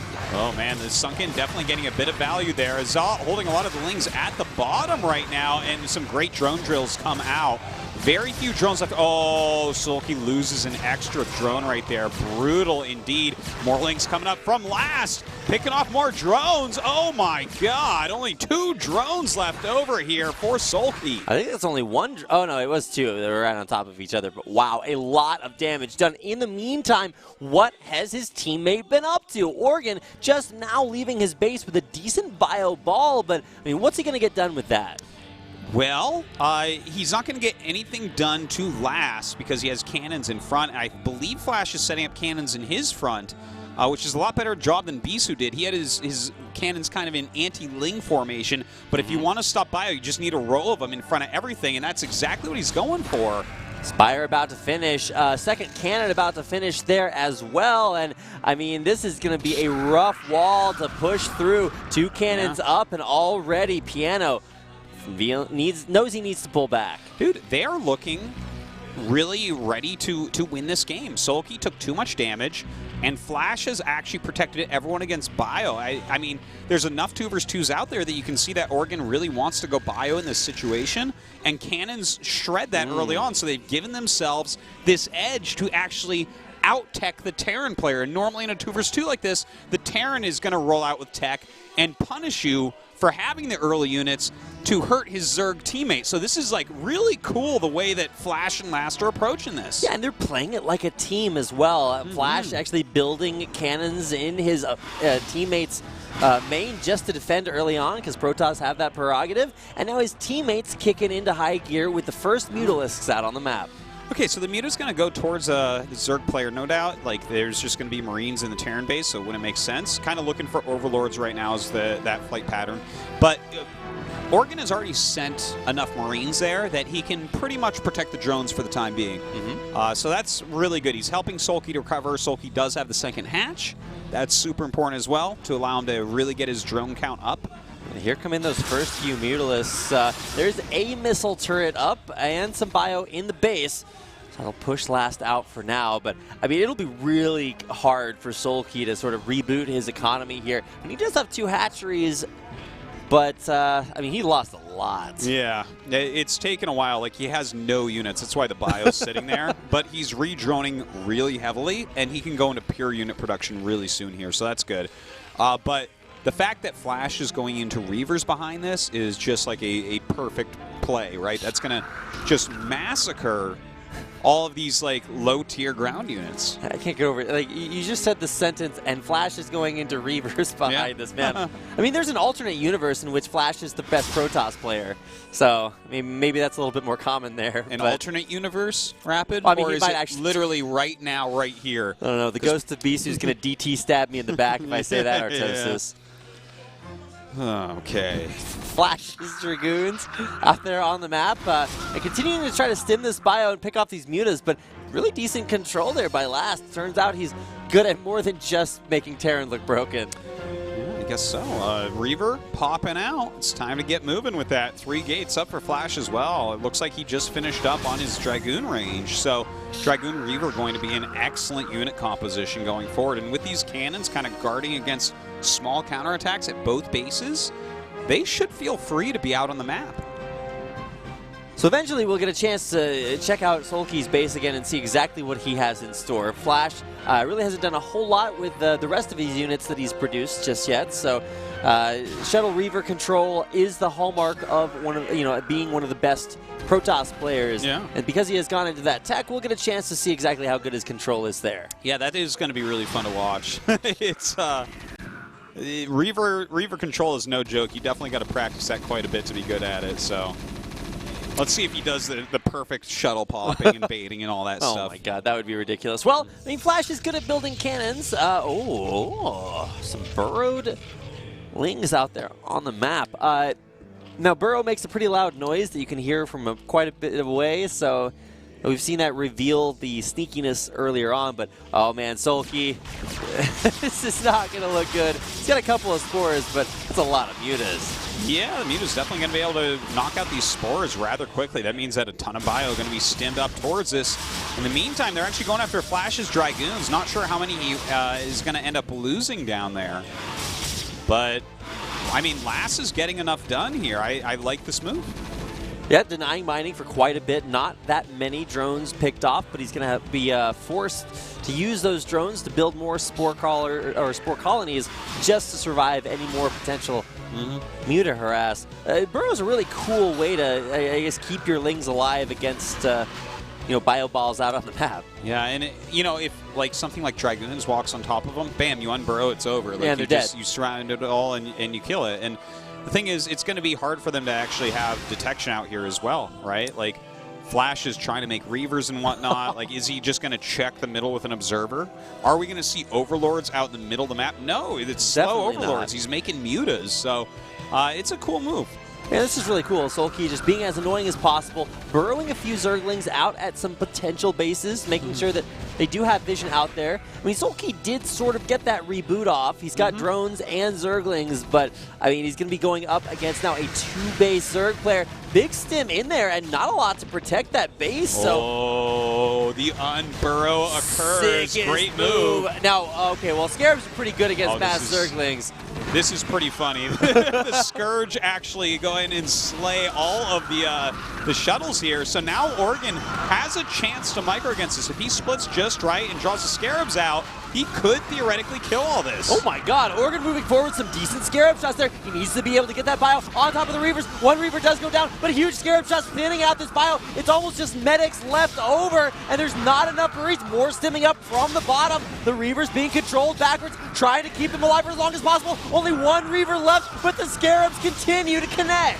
Oh man, these Scarabs have been worth so much. I can't believe that Flash was able to keep Reaver alive and clean up absolutely everything. Wow. But in the background, Piano or Oregon's macro has actually been super sick. So these are actually Sulky's mutas that have finally come out. Yeah. They will be able to pick that Reaver off, but not before he loses every single one of them to the mutas that Last has been able to produce. I tell you, that was the most timely thing that we've seen Sulky do, having those Scourge to pick off the shuttles. If he has the shuttles there, he just destroys every Marine, all the Zerglings, loses no Reavers probably, and maybe the game ends. But now we have Sulky, who went down to 2 drones earlier on in a great spot, and they just GG it.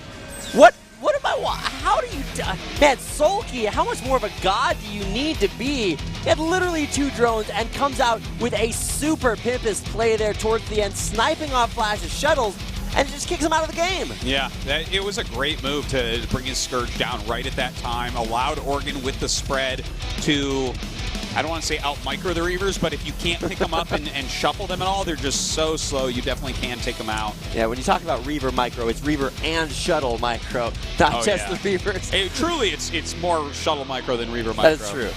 But Reavers just get all the credit. Yeah, I got to say, their 2 vs. 2 has improved. They still lost.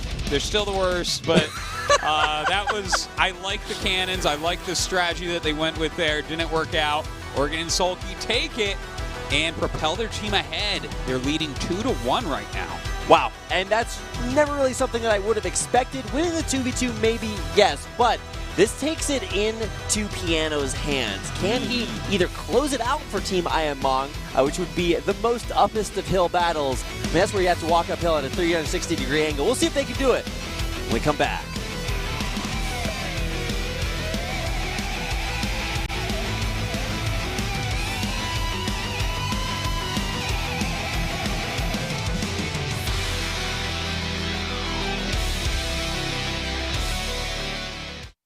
이사 준비! 또! 야, 장이 몇 개고 이게?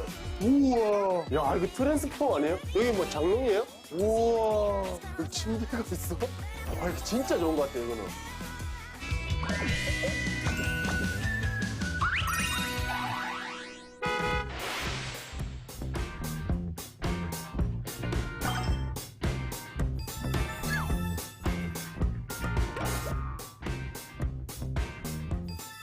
바르셀로나 메시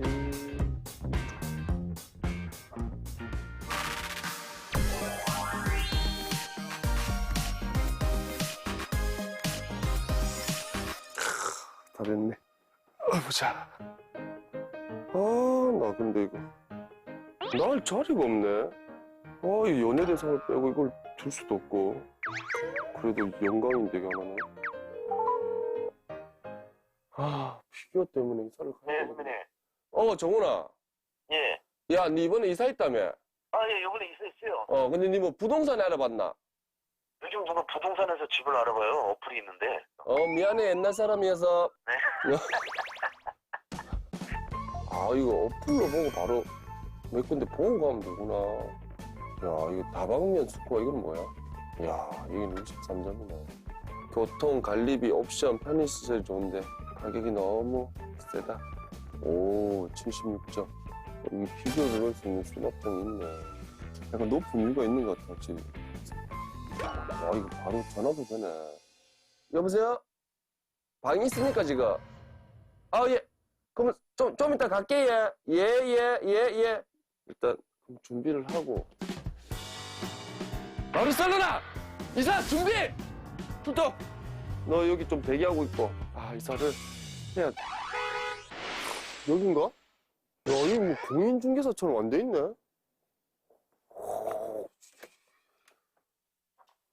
안녕하세요. 네. 예, 안녕하세요. 네, 개그맨 양도, 반갑습니다. 예, 어떻게 오셨어요? 제가 방 좀 보려고. 아까 그 전화했던 올세브로. 앉으세요. 네. 일단은 그 양상우 씨는 어떤 방을 좀 찾고 계신가요? 저는 수납 공간이라 또 주차는 또 확실히 좀 돼야 돼요. 알겠습니다. 그리고 막 아는 여자 동생들이 놀랐을 때 오빠는 너무 좋다 이렇게 할 정도에 라면만 먹고 안 갈 수 있는 알겠습니다. 그러면 그럴 만한 지금 적합한 방들을 저희가 좀 준비해서 보여드리겠습니다. 와, 여기서 바로 보나요? 네. 야, 진짜 좋네요. 그래서 이제 수납방도 충분한 이런 공간이니까. 요즘에는 또 360도 카메라로 그 방의 공간을 또 활용을 할 수 있고요. VR. 실제로 어떻게 구조가 됐는지 확인할 수 있는 시스템입니다. 그러면 우리 같이 방을 한번 보러 갈까요? 예, 알겠습니다. 네, 사실상 위치만 강남이지 그 많은 지방분들이 이제 방을 많이 문의를 주세요. 네. 방을 처음 구하는 분들이 대부분이다 보니까 좀 몇 가지 좀 유의하셔야 될 것들이 있더라고요. 아, 그런 거 좋은 팁이네. 네, 그렇죠. 예, 뭐예요? 네, 특히 여자분들 같은 경우는 치안, 안전, 보안, 네. 혹시나 치안을 좀 많이 걱정하시는 미모 여성분이 계시면 이제 내가 이번에 집을 장만하면 그 옆집으로 여기는 정말 안전한 배금이 양상국씨가 산다.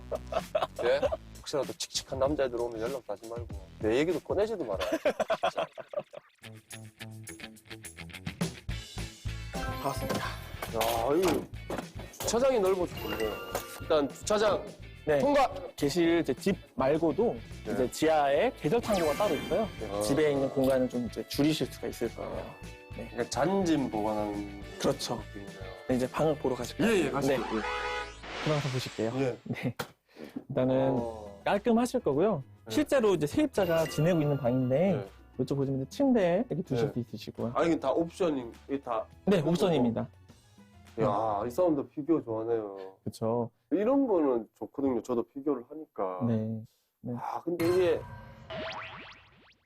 수납 공간을 구조에 비해서는 잘 뺀 것 같은데 조금 더 있으면 좋겠거든요. 조금 더 넓었으면 좋겠다. 그러면 조금 더 럭셔리하고 좀 넓은 방으로 가볼까요? 예, 조금 더 넓은 데 한번 보죠.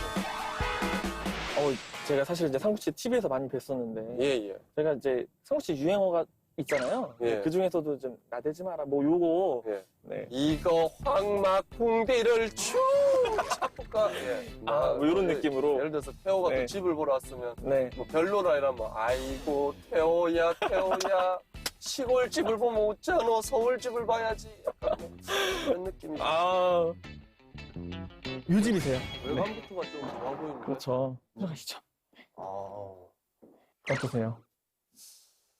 여기도 조금 좁은 느낌이 드는데? 그렇다고 하시면 문 열어보겠습니다. 뭐예요, 문요? 이렇게 숨겨진 공간이 하나 더 있어요. 오, 또 침실이 있구나. 네.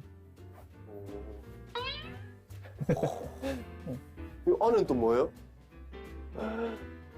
여기는 지금 드레스룸이죠? 진짜 잘 돼 있다. 이게 뭐 구석구석에 이런 거 수납하는 공간이 다 많네, 엄청. 네, 수납 공간. 그리고 그거 한번 눌러보세요. 네, 눌러보시면. 이야, 트랜스포머네. 이 집은 보시다시피 계단이 있죠? 복층이 있는데 한번 올라가 보실까요? 근데 이게. 이야. 여기 좁은 복층이 아니네요. 네, 맞죠. 거의 이거는 방이 하나 더 있는 수준이네요. 그리고 숨겨진 공간이 하나 더 있어요. 우와. 야, 이거는 뭐 개인 공간이에요? 그렇죠. 그럼 여기는 진짜 여름에 바베큐 파티 이런 거 하면 진짜 좋겠다. 네, 어떠셨어요, 이 방은? 너무 마음에 들어요. 아, 그래요? 너무 마음에 드니까 제가 여기 좀 더 있을게요. 저는 가시고, 저는 여기가 가시면 됩니다. 가셔도 되고, 일단 가야 돼. 나갔을까요? 아니, 나 이거 살 거라니까, 이제! 이제 내 집이야! 이제 내 집이야! 이제 내 집이야!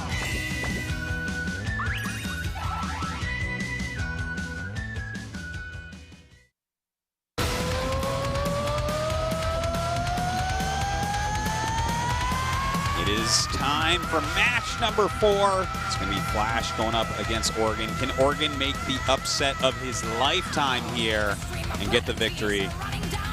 Well, he's certainly going to have to, I don't know, mash out his, I don't know, piano masterpiece. Is that Amadeus in his seat? He's going to have to, like, warg into his body or something. He's got to pull something out of his hat. Is it the rabbit of victory or the turtle of defeat? It's true. Everyone's just like, why is there a turtle in your hat? I don't know. Worst magician ever. Well, this guy's the greatest magician ever. Flash, literally God, coming out and now getting a chance to play the race that he was born to play. Terran, probably going to do a little bit better with this than he did with Protoss. Yeah, he had a tough one there against Tyson. Tyson played one of the best games, probably the best game I've ever seen him play at least. But you know, Flash TBT, this is a different beast. Blue Storm can be a very funny map. I think the problem is like if Flash just plays like a very safe early game, how does Oregon deal with that? Because it's like it's very easy to cut Blue Storm in half TBT, but if you're going to play that type of long game against Flash, like, well, Oregon just doesn't measure up to Flash in that regard. In that area of the game, like where you're both max and half map type situation, Flash is, there's very few people that can keep up with him. So I don't know. Like he's got to mix it up. He's got to do something different here. Yeah, and especially with Blue Storm, the bases you take last are the 6 and 12 bases. So those are like pressured bases because they're so close to where your opponent is going to have their forces. So, I mean, for Piano, I mean, he's really got to find either some way to stop this from being that sort of long, drawn-out standard game, or, you know, pull out the game of his life here and, you know, take Flash down to win the game. And I mean, they are up 2-1 in the series, Team I Am Mong, so certainly this would be Team Flash looking to come back and take it to an ace match. Yeah, they definitely are looking for that right now. Flash going to be trying his absolute best to hold on against whatever Oregon throws at him. Let's see how it goes. Blue Storm, one of my favorite maps of all time for sure. Should be a fun one. Yeah, it's certainly been around for a very, very long time. So it certainly has been figured out in the past, but of course things are a little bit different now. We'll see if the more things change, the more they stay the same. As Flash takes on Oregon in game number 4 of our ASL Team Battle Grand Finals.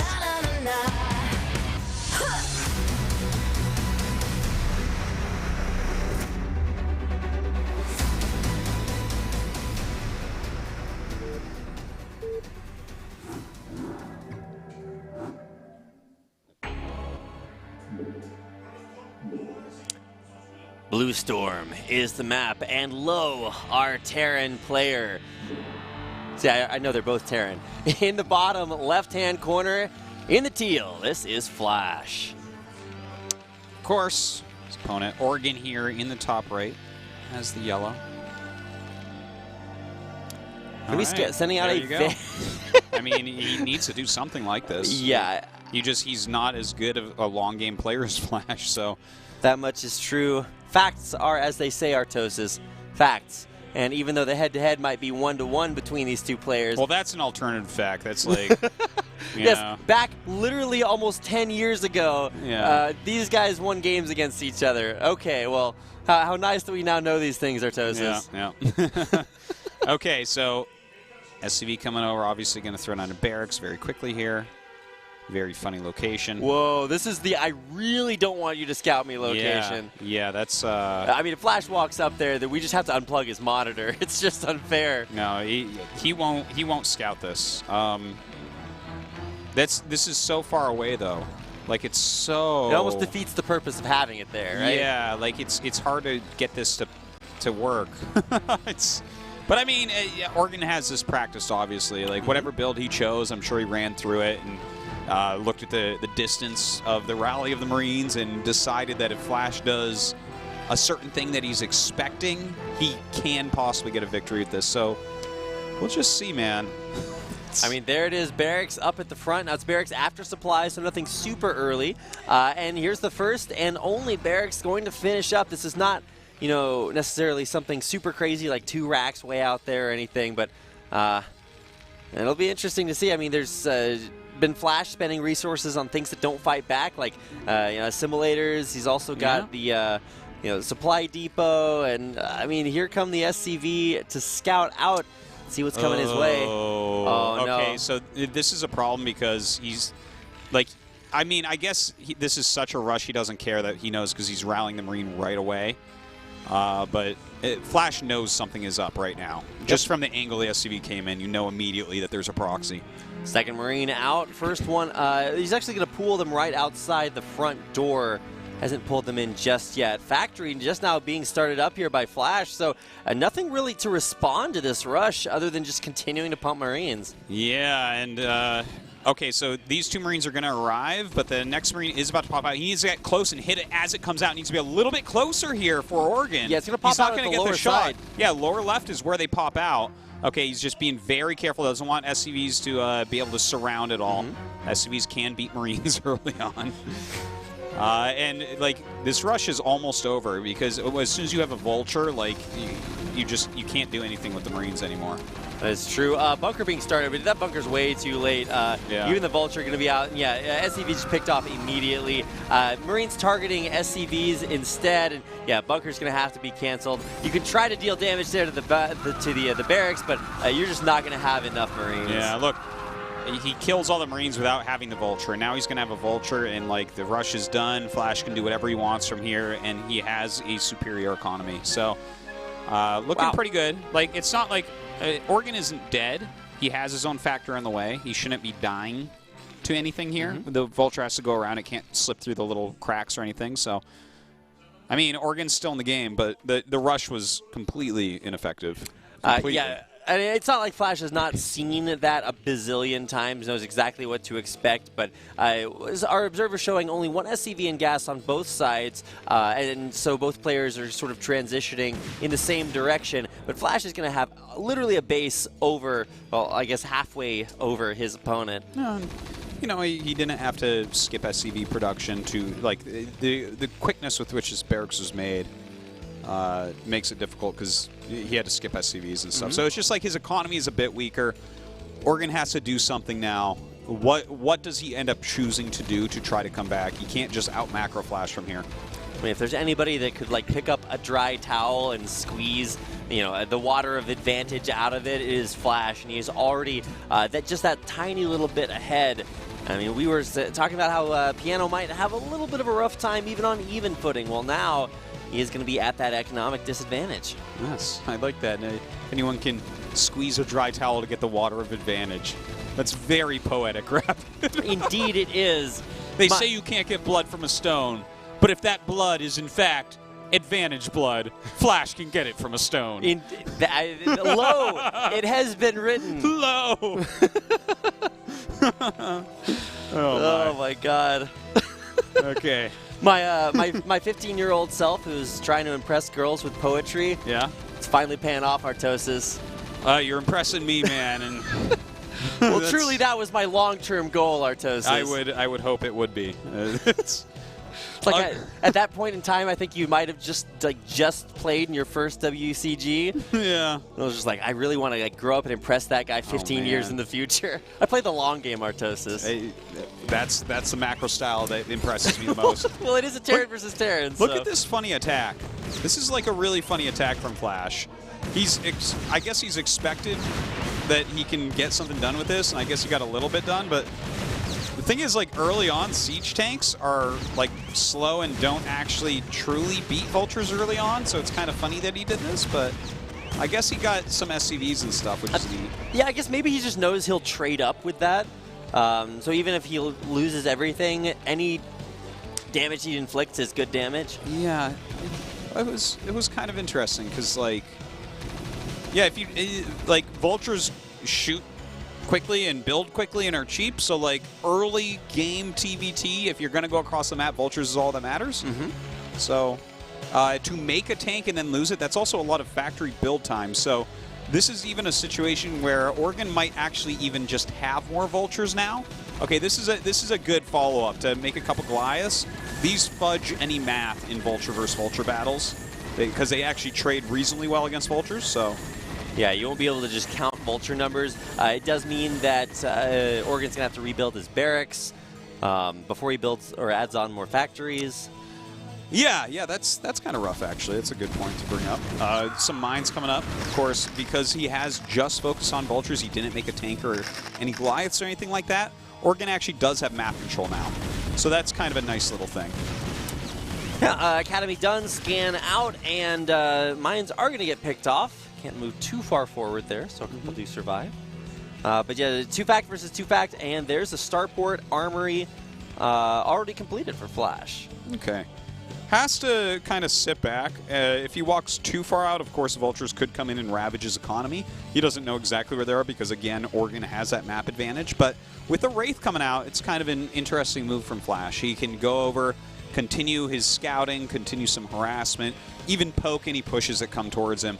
He's kind of counting on Oregon skimping a little bit. That's what the Wraith is calling out to us. Well, also, what's a little bit interesting is that, like I was pointing out, the barracks needing to be rebuilt means that, I mean, macro-wise, Flash is just going to be able to make more stuff right now. This Soul Wraith flying out is something that not only would Oregon not be able to build, but he also can't build, as many, things like Goliaths, if he does want to push that back, because right now there's nothing that shoots up. Yeah, for Oregon. And you see he's making a Marine. That's like the fact that he flies over this and sees the Marine making tells him that like this is probably a pretty good Wraith right now. Yeah. Like there's not anything that's really going to threaten it too much. But he gets in, he sees no units. So he's going to fly around right now and find units with this Wraith. It's going to kind of do some scouting for him and push things back. Well, I mean, being the one Wraith in the game versus no anti-air is like being the world's best underwater basket weaver. Like, yes, you're the best. You can weave baskets with impunity, but at the end of the day, you're weaving baskets underwater, just like Ray's attacking anything on the ground with only one of them. It's very true. Now look at this. This is a great move. This is why you have to be very careful walking out with a force like Flash has. The mobility of these Vultures doing a very good job. Quite a few in this natural. And actually not that many. Some of them got cleaned. Flash running away. Oregon trying to get as many SCVs as he possibly can right now.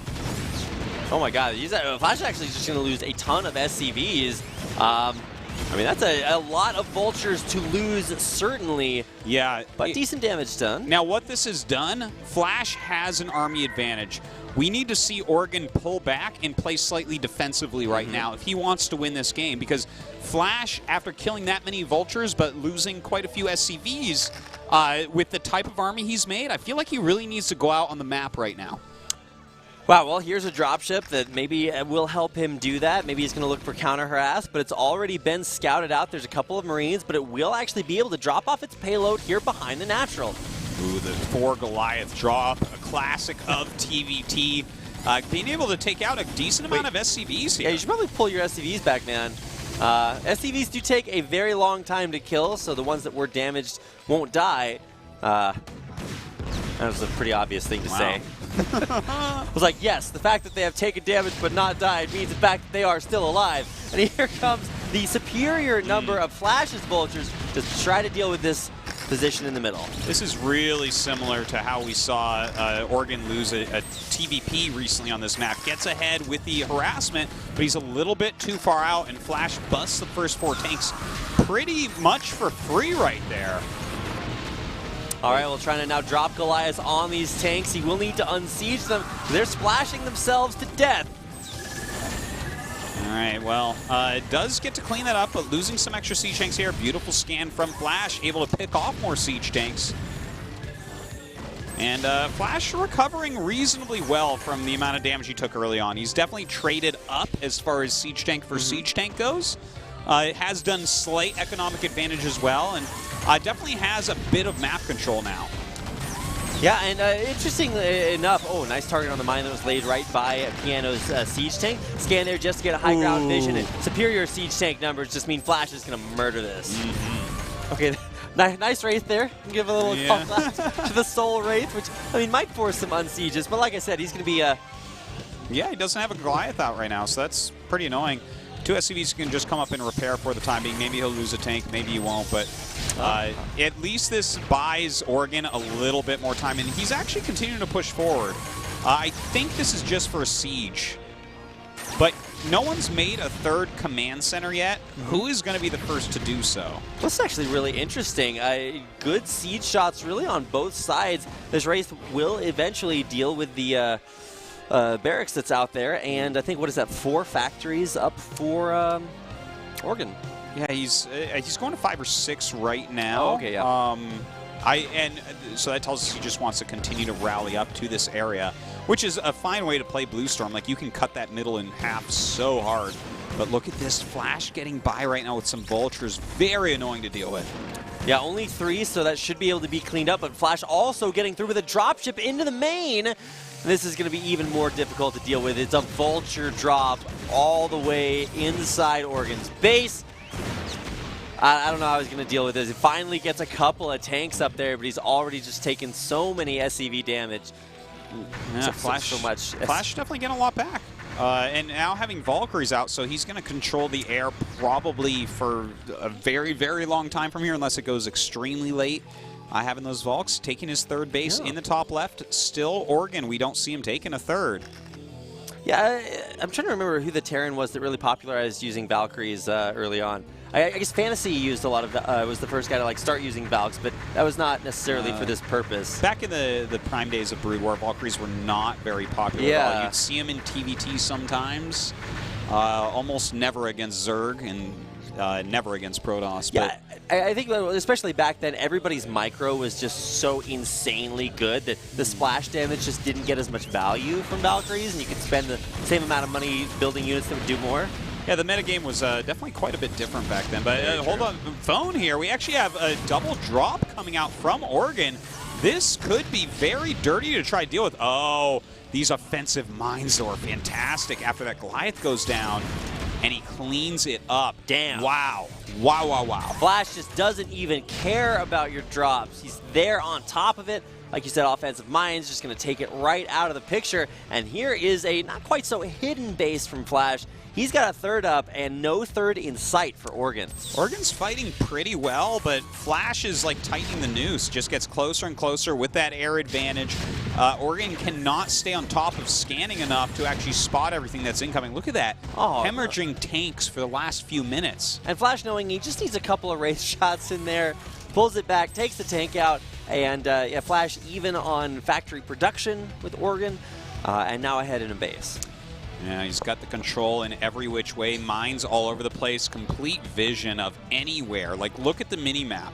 There is so much teal everywhere, and it is just spelling disaster right now for Oregon. Look at how late that third base is, and it's a mineral-only base. So he's not even going to be able to make as high-quality units as Flash is, who took his gas base as his third. Wow, yeah, I mean, he's going to be able to produce a ton of vultures, but, I mean, those will only get you so far against superior tank counts. He's going to be dropping his own tanks on top of Flashes, so at least for a little bit, wow, he actually killed a lot of his stuff with his own mines.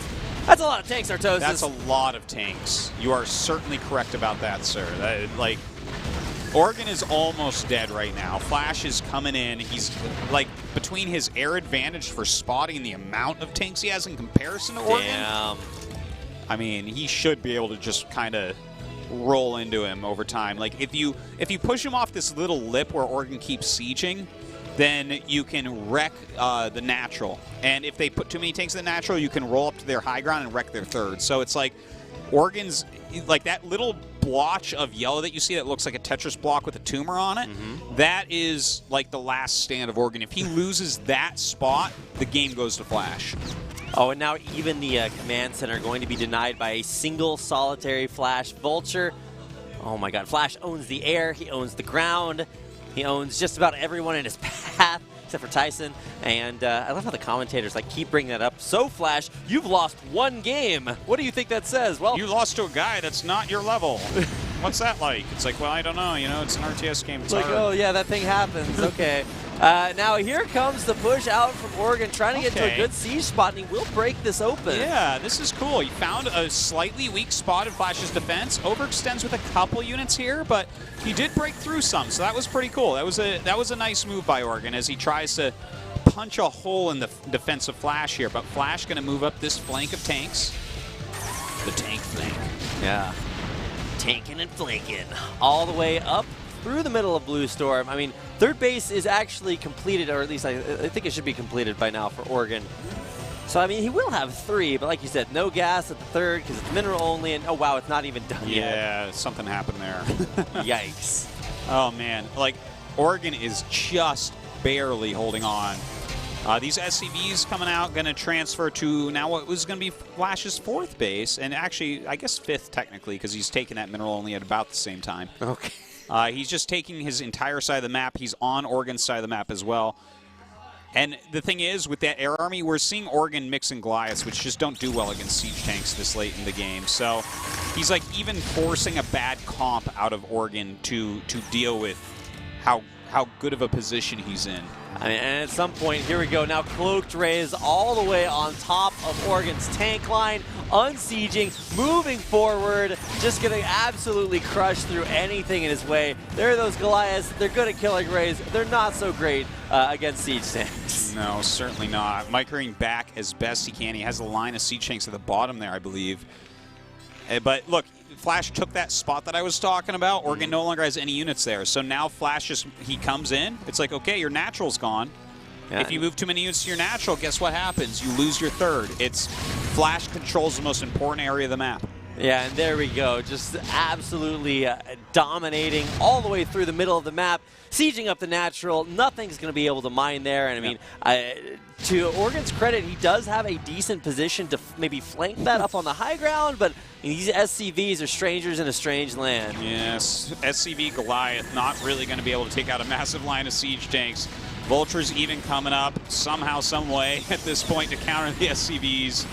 And this is going to be it. Oregon knowing he's lost this game with the loss of that position. Indeed, he has Artosis, and I mean, will be inevitably able to maybe take out most of this, but at what cost, right? He's lost his natural, and GG's come out. Flash has tied the series up at 2-2 to take our ASL team battle to the ace match. Yeah, that was very, very well done by Flash. Oregon had a few good moves, but he lost it in the same way that he did lose, I believe it was against Best on this map, where he got the SCV kills and then he moved too far forward. This is like something that I have been talking about. This is like one of the basic fundamentals of economy-based RTS games. If you trade units for economy, then your opponent now has the unit advantage. They have the army advantage, right? So you have to, once you do that, if you trade some army for economy, back up, play defensively for a moment, because this is the one moment where your opponent definitely has an advantage in army. And Flash took that advantage when the overextension from Oregon came, and that's where Oregon lost control. He just could not keep up after he lost that initial set of like 4 or 5 tanks. Yeah, also kind of a strange way to start the game with an early aggressive barracks across the map. Yeah. It's not exactly super close to Flash, and then yeah, it was weird too. Yeah, I mean, I guess when you gotta hide stuff, you gotta hide it well, but maybe a little bit too well there. Flash able to hold on, stabilize, and then macro his way to a victory in game number 4, and that is going to take us to the ace match. Yeah, now for the ace match, it's on Circuit Breaker. I think it's going to be Sulky going up against Last. That makes the most sense to me by far. I think that Last is playing out of his mind right now, and I don't think either of these other two guys can take out Last. I think Sulky is the only one with a real shot here. I mean, he does have a shot. He has been playing very, very well. The game that he won tonight was a bopping. He told Rain to get out. Yeah. And so coming into the last game, we've got 2 players coming in who are both on fire. And just really excited to see who will be coming out. It's Flash. Oh, okay. Well, he's standing up at the end of the day for his team. All right. I'm fine with that. You know, he's the best player in the world ever, so he's not a bad choice. Although you didn't specify an esport. I don't need to specify an esport. He's just the greatest. Please. Eyes on Sulky. Will he stand up? Yeah. Indeed he will, and yes, there he goes. Truly the only choice for his team. Like, this is the only guy that has potential to take out any of the members on the other side, I think, based on the games we've seen tonight. I have loved Iamong's play. I think that Oregon is definitely showing some good games, but, like, Flash and Last are the 2 most beastly Terrans there are right now. Well, we are going to take a quick break before we get into our finals. Or will we? I guess we do have to take a break. So, if they just get into this game, that will be a super special occasion. This is going to decide it. I mean, who is going to be the champion? Team Flash or Team Iamong? If you told me these 2 team names coming into today's games without having seen any of the other ones, I would honestly have given 0 chance to Team Iamong. But they've taken it this far, all the way through the lower side of the bracket. They had to play 1 more best of 5. They did it against Bisu, took him out, made it to the finals. And after our short commercial break, we'll see our last game of the night, the ace match between Flash and Sulky.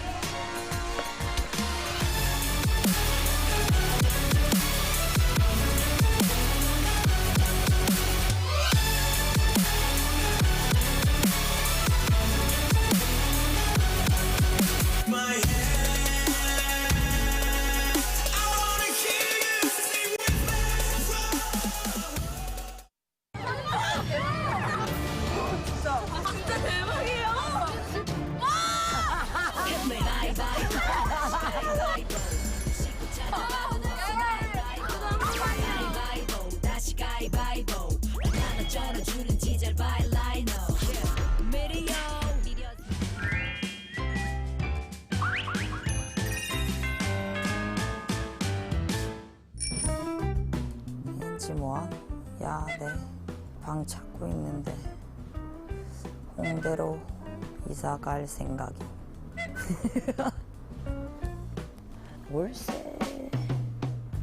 월세로 살아야지. 난 돈 없다. 안에 옵션도 다 들어가 있네. 지하철 5분 거리, 난방 개별, 엘리베이터 없고. 전화나 해봐야 되겠다. 네, 안녕하세요. 제가 지금 방을 찾고 있는데요. 네, 다방 보고 전화드렸거든요. 있어요? 네, 그러면 지금 바로 보러 갈게요. 바로 되네.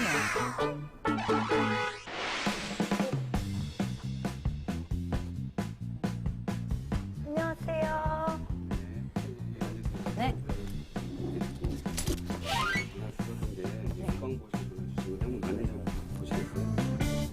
첫 입주 안에 신축이기 때문에 아무래도 여자분이시니까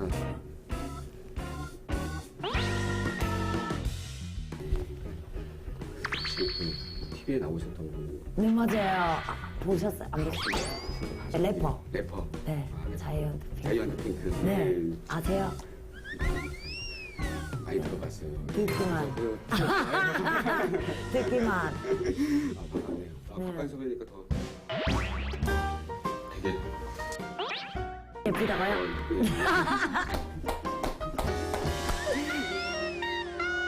이방 보시고 네. 또 하나만 보긴 좀 아쉬우니까 한 비슷한 방 2개 정도 더 제가 준비를 해놨어요. 좋아요. 한번 같이 한번 보러 가보실까요? 네.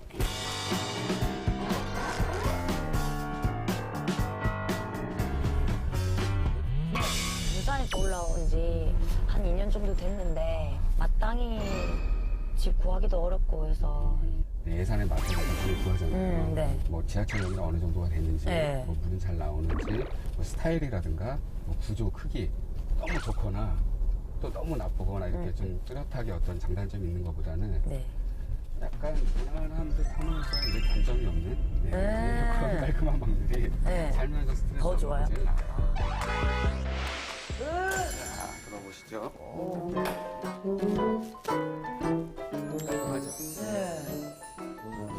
사진하고 생각 똑같네요. 올드한.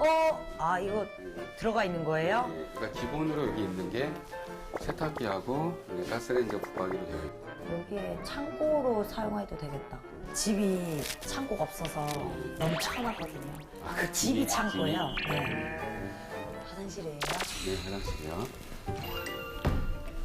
오, 물 좀 틀어버려야 되겠다. 물 이거 앉아갖고 하는 수업 이거 체크된다 해가지고 좀 해볼게요. 와, 왔다 세다.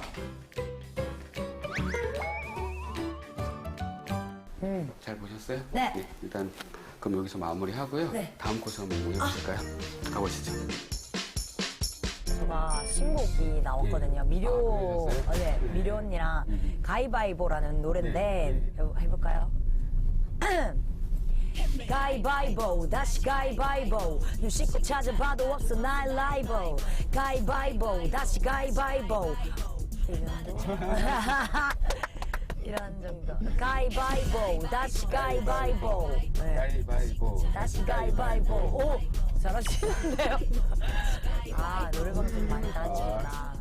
노래방 가면 가위바위보 나오면 돈벌이랑 나오면 많이 불러주세요. 오, 우와.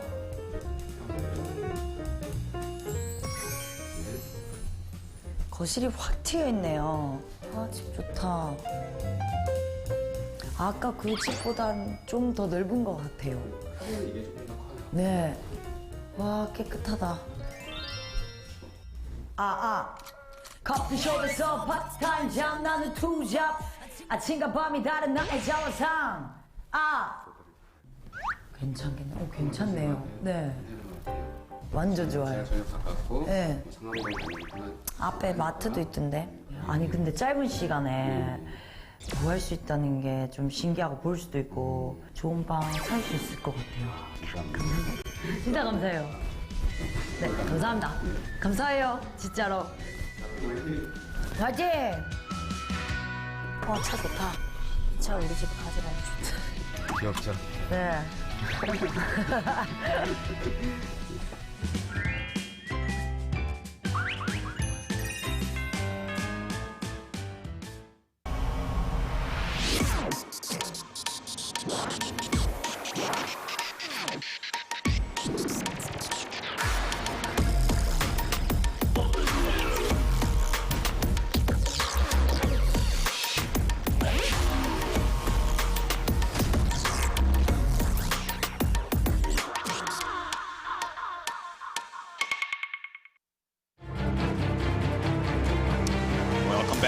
everybody. ASL team battle comes down to one final game to see who wins the entire league. It's going to be Flash against Sulky, the greatest StarCraft player of all time, against one of the greats from StarCraft 2, a very strong Zerg in his own right in StarCraft 1. But does he have a chance here against Flash? I mean, it is a team battle, Artosis, but now it's all about the 1 versus 1. And interesting to see Flash come out instead of last. He's fielded last as the ace player before just because he is so solid. But I maybe this is like about the name, you know? It's Team Flash, and Flash is coming out to face off against this guy, Sulky. We've seen him already twice tonight, and he's won both of his games. So, I mean, how much more do you need?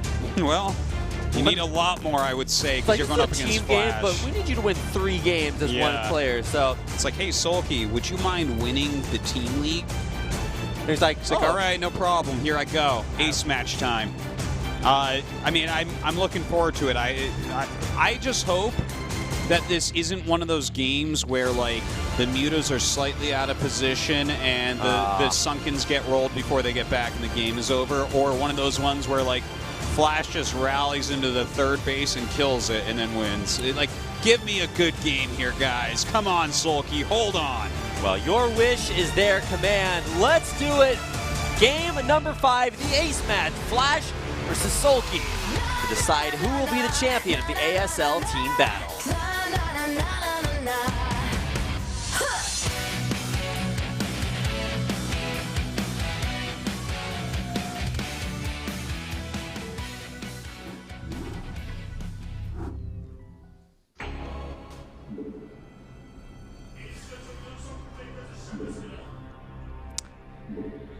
And lo, we find ourselves on Circuit Breaker.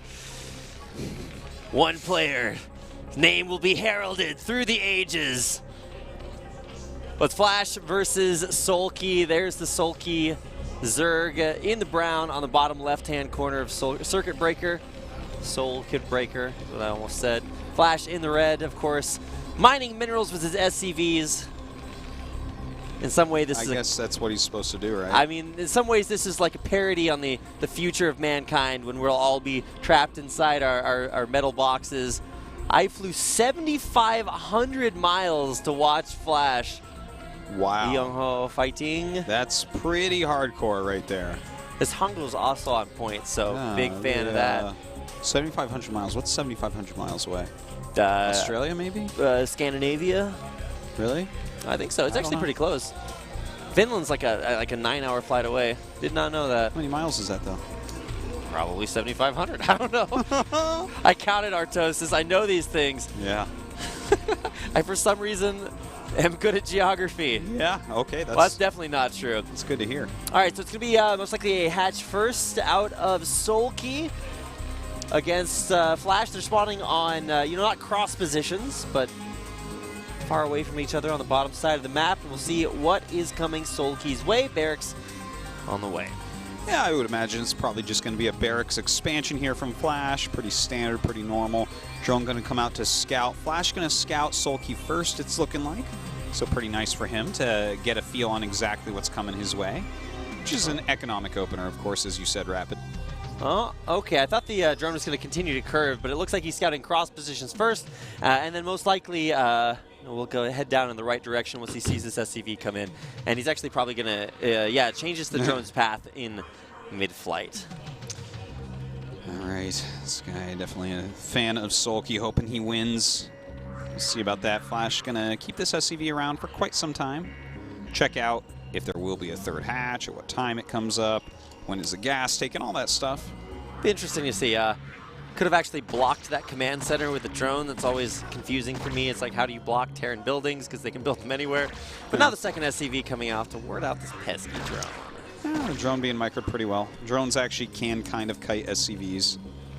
SCVs might have the most health, but they are not good at fighting. Not against other workers. No gas quite yet here. Okay, finally. Going to take that down. Third hatch going up very quickly from Sulky as well. So definitely an economic opening from our Zerg player. First Marine out on the map, just looking around for maybe an Overlord or two. Won't find anything. And in the meantime, the first few little Zerglings will pop out. Okay, well, that one's a drone. The next two Zerglings just to usher this SCV out. Teammates just watching on. It's out of their hands. They've done all that they can today and throughout the tournament, really. Got their teams here to the finals, so I guess everyone's done a great job, and it's the ace match, so couldn't really be any closer. And you know, that's an interesting feeling as a teammate, you know, when you're playing a best of series or like, you know, in a pro league style, when you're on the bench and you know you have done all you can do, and now the victory or the defeat is not in your hands. Like, that's a feeling of helplessness right there. Yeah, and it's something that I think generally puts more pressure on players as well. You know, definitely you got to look at it like in a cultural way as well. It used to be, at least, these players would always live together, and you know, if you do lose, you go home and you feel like the loss is on your shoulders. Of course, it's not quite the case here. This is kind of a more friendly team league. These guys aren't teammates living together at this point or anything like that, but still a lot of pressure on both sides. They want to go home champions. You don't want to, as Sulky, be put out here and just get bopped by Flash, and it's like, well, sorry, guys. I just want to point out there were, I think, 10 Zerglings in the base, and somehow Flash micros 1 SCV and escapes out of being very deep in enemy territory. Yep. So I don't know how that works, how it happens, but that's the thing. The bio is starting to pile up for Flash. Another SCV trying to sneak its way through the bottom here. Really wants to get a bit more intel. Very sneaky move by Flash, trying to get in here. Marines walked out to the front for just a moment there to try to see if they could catch any lings, some stray lings running in. Yeah, the fattest drone alive, blocking the entire ramp. Yeah, good move by Sulky. And this means he gets to block exactly what tech it is, which is going to be the Spire. Flash should be able to be ready for this without too much problem, though. Yeah, Academy Comsats both on the way, so at the very worst, he could just scan it if he just gets really, really scared, but eventually this will be made known, and creep colonies coming up. Now, this is always the worry for me, Artosis, because we've seen several games that just end because the Zerg just has like 1 too few creep colonies. They get busted, and all of a sudden it's like, oh, okay, well, you just have too few. And I mean, I only saw 1 starting there. Well, he has enough because of the amount of Zerglings that he has right now. He will be fine, and he went 3 hatch, so definitely has enough right now. Flash's push out here is more to force that sunken, really, than anything else. He wants to make sure that there's a minimum amount of drones being made that he can really force by rallying up. Of course, with the Firebats coming out, it gets a little bit scarier, but Sulky continues to produce lings, and he has a decent spread of them right now as well. Yeah, he's got them in, I think, 2 or 3 locations around Flash's army, and there's 2 bridges coming into this natural, so that is a very scary place for Zerg to deal with, because Terran colonies just like stim, run back to the bridges, and that's a very low surface area. Yeah, and especially with Firebats there, you don't want to be messing with that. So Flash just continues to run around. Okay, a nice stim there, tries to catch some lings. They all get away. More and more Firebats be made, going up to those 5 racks as well. This is a great way to play against Mutalisk Ling. And, you know, this is kind of funny. There's a lot of Zerglings out right now, and as the Mutas pop, that group of units in the middle could be killed off. This is a real thing. He might be able to flank that and kill it, but Flash is aware of the different timings here and is starting to move home. In fact, speaking of timings, I think he might have scanned right as those Mutas come back. But here we go, the run by. Can he get the surface area on the Firebats and kill them off quickly enough? Firebats are down, and all of Flash's forces at home die. This is a huge move here from Sulky, eliminating a lot of the bio. Medics popping out right now. Everything's stimmed home as quickly as possible. 2 stims in. Turrets being made. He's trying to pick off some of these turrets here to get more damage done with the Mutas. Doesn't look like he'll be able to do any. Wow, Flash with perfect repair on both the bunker at the front and the turret in the main. And that is really going to shore his defenses up against these Mutas coming in. Yeah, he just needs to stabilize for a moment here. Get this 5 racks really pumping. 5 racks of +1 Marine Medic Firebat. Going to do a good job against this style of play. Now, where does Sulky go from here? Is he going to go for quicker lurkers? How quickly is he going to take the 3rd? We should be seeing the 3rd go up like right now. Okay, he is sending a drone out. This makes a lot of sense. Obviously, he killed a big chunk of bio there, so he might be able to get away with this and actually get his economy rolling. It killed a bunch of bio, but the ball continues to grow. Flash now getting a little bit antsy out there on the map, pushing back these Mutalisks. He's got a bunch of turrets in his main. Eventually, Flash is going to look to push out. Yeah, certainly he is. He wants to be able to deny that 3rd or kill Sulky outright with the huge amount of bio that he's going to end up having. But Sulky, this is good. He's forcing out stims, and he's keeping Flash back for the time being. Anything you pick, oh, that was an awesome move. Picking off Firebats is fantastic. Yep, and forcing a big stim out there, so Medic energy actually going to be a little bit low. Yeah. Always want to keep that as a resource in mind, and great Mutalisk control here by Sulky. Let's take a little bit of damage there. Lose the Mutalisk. Good usage of that ramp by Sulky as well. Flash stimming up, starting to actually chase down Sulky now. Sulky lost a lot of Zerglings early on, so he doesn't have quite as much as before. Looks like he's going to tech up into those lurkers and even the Queen's Nest on the way. Yikes. Okay, does grab a... wow, continuing to just shave off Mutas here. This is not the greatest Mutalisk control. A couple of Zerglings in the middle of the map getting picked off there as well. He's got to buy more time. You know, this third base is not up yet. He's sending the 2 Hydras. You can put a couple lurkers on top of the ramp, really slow down any bio. Has some Lings out there as well, but Flash is headed towards it. So this is a race against time right now for Sulky. It's all going to be about the Mutal Micro, if he can get his Zerglings into a good position, maybe snipe off some reinforcements. Flash not parading his units across the map. And there are the 2 Hydras looking to get morphed into Lurker Eggs and block that ramp. Dude, this is getting really tight right now. Okay, the Lings go out in the middle to catch these reinforcements. He knows that these are coming, so that is a strong move, but will he actually have Lurkers? Are those morphing yet? They are morphing. You can't kill Lurker Eggs, but as they pop open, there is a possibility you can get up and surround them and scan. That is true. It is, in fact, Morphin time, Artosis.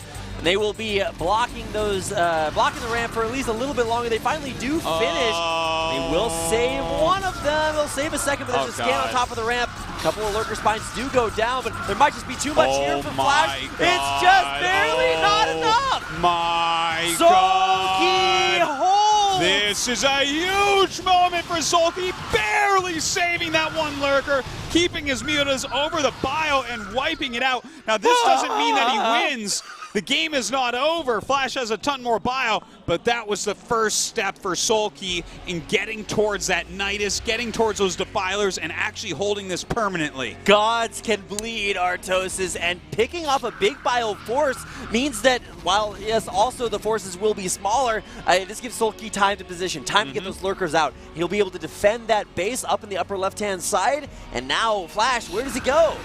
Well, he's taking like massive map control right now. He knows that Sulky still has to turtle up. What Sulky needs to get to is Nidus Worm plus Defilers. Once he has that, he can defend this base. He can end up taking a 4th, and the game can go very long. Now, will Flash just stay on bio? Will he make a transition here? He's already taken his 3rd base.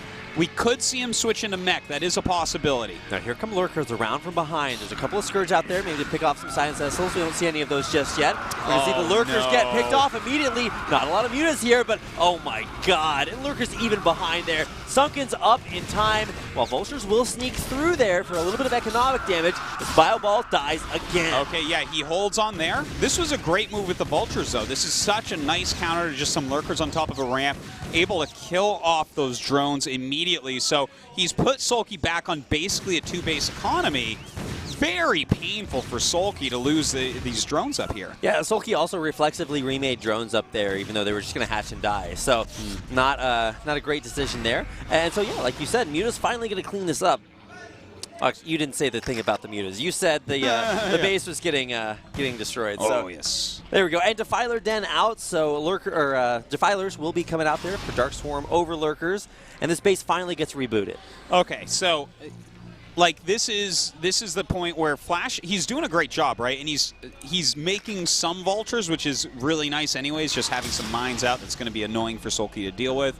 You run some Lings or Lurkers or Defilers into that, and that's just value. But he's actually staying on bio, which is kind of exciting. Oh, those Lurkers were at hold position, too. Yeah, he's going to get irradiated and blown up by a mine. Jeez. Yikes. Like, Sulky has hemorrhaged like 4 or 5 Lurkers this game in kind of semi-sloppy ways like we just saw right there. Flash out with his Science Vessel now. I don't know. Do you end up holding on? I mean, it's going to be about, does he have irradiate energy? It looks like he does not. Yeah, no, he just used it on a Lurker, so he's a little bit low on energy. Keeps it alive, so he does have that detection still, but do we have the Nidus? Okay, I think we do. Yep. That's so many Zerglings. There has to be a Nidus up. Where's the Defiler? The Defiler is what matters right now. We have to see fantastic Defiler usage. Yeah, Dark Swarm on this ramp means that it doesn't matter how many forces Flash has there, he won't be able to push in. But he is taking his 4th base behind this as well. So even if he can't kill that base off for Sulky, he's going to be in a great economic position. Well, look at Sulky here, really on top of things. He's going to force a cancel it immediately on Flash's but there goes board. that Irradiate. How well can Sulky split? Not at all. No. Okay. That was so much damage. Finally gets that Irradiate out of there. Is there enough energy for another one? Thankfully not. Takes a little bit to get multiple Irradiates. Oh, he's going to hunt it down, actually, and that's a big deal. When you decide to stay on bio, your science vessels are the most important units that you make. You need a ton of them to be able to actually deal with Defilers and Lurkers, and of course it helps against Mutas as well, but to lose any of them is a pretty big blow to Terran. Yeah, Flash actually giving a lot of respect to these Mutalisks, pulling back his entire army all the way off the map. He's left some mines from behind, but now, okay, you're going to rearrange those barracks. Yeah, this is pretty funny. He's going to send these out, and they're going to scout everything for him. He is switching into mech from here for certain. He has a certain set of bio, and until he has mech out, this bio has to get some stuff done. So he's cleared the top right. He's double expanding, leaving just a few units there, so like a Zergling can't ruin his game. And now he's got to keep map control during this tech transition. No Vultures. You cannot make it through. Do not pass go into the base. They get taken out, pushed back, and the Mutas will wrest control of every part of the map that does not contain this last bio ball remaining for Flash. Okay, a couple science vessels coming down. He might want to try to deal with these Mutas right away. Oh my god, oh my god, oh my god, oh my god. Oh, he's trying to pre-split against the Irradiate, and he does do a great job isolating that Mutalisk. Taking down a science vessel, very nice move for him right there. A ton of SCVs being transferred up into these new bases. Has to build some turrets, of course, because there's still Mutalisks around the map. Huge amount of factories coming down right now for Flash as well.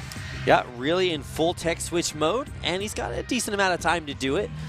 Just now getting that fourth base up, another macro hatch on the way as well. Both players getting ready for the late game. Dude, this is game 5 of the finals of ASL Team Battle, and Flash is being forced into a macro game here against Sulky, who's playing a brilliant Zerg vs. Terran here on Circuit Breaker. I mean, so many players don't even get to this point. They just die to the bio. Yeah. So now we're about to witness, this is like the Power Rangers being streamed on Twitch right now. Everybody's watching that. This is like when the Power Rangers finally beat the tiny version of the demon, and then Rita Repulsa has to go supersize it. Well, this is supersize Flash. The mech transition in full force, 5 bases up there, and this is really the true test. Can Sulky pull out his Megazord in time, Artosis? I don't know, but I've been seeing people tweet blah, blah, blah, blah, blah, blah, blah, blah. So that's the new only This meme is what our erudite society has been reduced to, Artosis. The pinnacle aliens are like getting this info beamed to them, and they're like, do we invade this planet? Well, the answer's looking a lot more like yes, the more people spam that. I'm just saying it. All right, Scourge coming through. They will snipe off at least one science vessel. Dark Swarm in the middle gets those Lurkers in a good position. Yeah, losing these science vessels is still very, very painful for him. He really wants to be able to utilize them to kill off Lurkers for free, to kill off anything for free, really. Vulture's trying to delay this 5th base for Sulky. Nope. Turns out concussive damage against buildings does next to nothing. So no matter how many Vultures you have, it's going to take a lot to kill that off. So base not canceled, and the bio ball kind of did do its job though, buffered enough for Flash to make his transition. Yeah, he's done a really good job with the bio that he has left over, and it's still out there kind of cleaning some things up, and you know, it's annoying, like you don't really want to run your lings into it or anything. But now the mines are going down en masse, and a lot of missile turrets, a lot of siege tanks. Eventually, we should see Sulky. Okay, he's already got the Overlord speed. He should be getting drops. He should be going up to Ultralisks. This is going to have to get down and dirty for Sulky suddenly. He's going to have to pull that trigger and start like dropping everywhere, making it gross for Flash to try to hold on. Yeah, he will be getting those adrenal glands that make those drops so deadly eventually, and Flash did prepare for the Mutas, but is having trouble dealing with the remnants of this last bio ball, all those science vessels. Yeah, the science vessels are just great here. Like, he has, what is this, 4 or 5 science vessels with the Marines just kind of keeping them alive. What good usage of the Marines right now. Every time he gets an Irradiate, that is value for him. Yeah, whether it's a Lurker or a Muta, Sulky's Muta splitting looking better, but certainly has had its struggles. Oh no, Lurker's into mines! Yes, indeed. The mines clearing out almost everything, but the Zerglings can clear the rest of these siege tanks, so that's pretty solid. Yep, if a pixel of Darkstorm is touching your unit, well, you can't be attacked by ranged units. Yes. So funny how that works out sometimes. Terran units. Yeah. Terran doesn't even own a melee unit, so just splash damage, looking to clear up things under that Darkstorm, so it gets very, very difficult for him, but Flash starting to do a little bit of a push. He's killed off a lot of these units. Yeah, running forward. Lurker actually killed underneath that Darkstorm, scan on top of the ramp, and that last Lurker is not Darkstorm, so he consumes an Overlord, but he doesn't even protect the Lurker. He dies beforehand, so I think those are drop Overlords trying to move across, but there's just too much anti-air. Yeah, might be. He's definitely needs to get into that. Quite a few Scourge are still out here. Okay, the drops have begun. I mean, this one probably not going to get too much done overall, but this is how very late game against mech works, is you are going to have drop Overlords all over the place, dropping on top of tanks, trying to make things as cost and efficient for Terran as is possible. Here come more out across the map. Not sure if those are loaded. It's always the mystery. Can't tell. Zerglings do have that Adrenal upgrade right now. Irradiates go off on all of these Overlords, and the big Bio Ball takes every single one of them out. That is brutal. We have to assume that those had Defilers, Lurkers, and Lings in them. Like, that's the way that Sulky's trying to play this game right now, so that was a huge pick-off for Flash. This ball of bio that he's kept alive with the Science Vessels accompanying it is, like, amazingly good, amazingly strong. So often we see this late game, and that doesn't exist. It's just mech, but he's gained a ton of value with that overall. Trying to clone these Scourge against the Science Vessels. He will have enough. I think he actually used too many of them to kill that one Science Vessel. The Zerglings out there on the map are starting to deal with the last remnants of this Bio Ball. 2-1 upgrades there on the Zerglings, and takes at least a little bit of it out. That should be at least the last few Medic Marines. Okay, so the bio's gone. He definitely does want to kill off the last couple Science Vessels. I think there's only 2 left. So it's not quite a big deal as it was before, but now Flash is just solidly into mech, continuing to get these upgrades, doing what he can with it. The Ultralisk Cavern is done. We should see increased drops now as well. Sulky actually individually targeted a mine to kill it so it wouldn't kill the Zerglings. Super good control. Now, I guess the big thing for Sulky, the little Scourge that could. Yeah. It's like, all right, I bruised it, but my brother died, so I don't know. It's like you still continue on your suicide mission knowing that your death will not be enough to kill the Science Vessel. Yeah. It's like out of the corner of your eye, you see the SCV coming in to repair it. All right, trying to move these Lurkers through. Darkstorm does go down. There are detectors there in the form of those missile turrets, but is there enough back at home to kill off these Lurkers? No, certainly not. It's really tough because Terran units don't hit things under Darkstorm. You need other units there so that splashes off the unit onto the unit that you're trying to actually hit. Anyways, that's a good drop. He needs more and more and more things like that. Okay, gonna finally deal with the Science Vessels. That is the end of Science Vessels as far as I know. Yeah, in Science Vessels, you don't want to have to remake a huge another batch of them after you lose everything. Siege tanks getting cleared out there, but economy will eventually become an issue here for Sulky. He needs to expand to that 9 o'clock location, and right now Flash is doing a good job shutting it down. Yeah, that's a very solid kill. Flash has a ton of bases right now, but Sulky is he's using all the tools in his toolbox. Mech does struggle against this. You don't really want many Goliaths. They're pretty bad against everything but the Mutas, so very good job there. Valkyries. Yeah. Dun, dun, dun, dun, dun. Right to the Valkyries all the way out there across Circuit Breaker, and that will push these Mutalisks back and force Sulky to be the one that needs anti-air. Pretty big drop coming up right now, going towards this top right area. Valkyries on the way to try to help out, as well as a lot of the mech actually being rallied back into that location. If I remember correctly, Valkyries are actually pretty tanky, so it takes quite a few Scourge to kill them off. And they're going to find the Overlords. They're going to have to drop everything right there, and indeed they were all very heavily loaded. Yeah, looks like it was mostly Zerglings maybe just trying to destroy the infrastructure up here. They'll still do some damage, it looks like, but a good amount of mech coming back to make sure they don't do too much. Yeah, well, wow, that's a lot of Ultras, Artosis. It certainly is. They're going to get on top of these siege tanks, clear those out pretty quickly. But Flash has some good map control right now. Look at these streams of red units coming down to help anything that's under attack. Yeah, and Ultra's very, very expensive. You need a gas-rich economy to be able to mass produce those, and that gas in the 9 o'clock position is still untaken by Sulky. Another Ultralisk will lose its life right there. More and more siege tanks being rallied out, sieged up all over the place. The efficiency of +3 siege tanks shelling everything before it can even reach. Well, Flash also not mining out of a base he could be mining at, and I'm going to rescind my earlier comment. There are not a lot of Ultralisks on the map anymore, Artosis. No Flash longer. Moving forward, fully transitioned into this mech ball out on the map. Sulky. I tell you, Sulky is doing a good job in a lot of ways, man. Like, he's keeping those mutas alive despite the fact there's Valkyries out trying to hunt for him. So, let's see what he can get done here. Throws down some Dark Swarms. Certainly he's trying to get on top of everything. Wow, those are some really clumped tanks.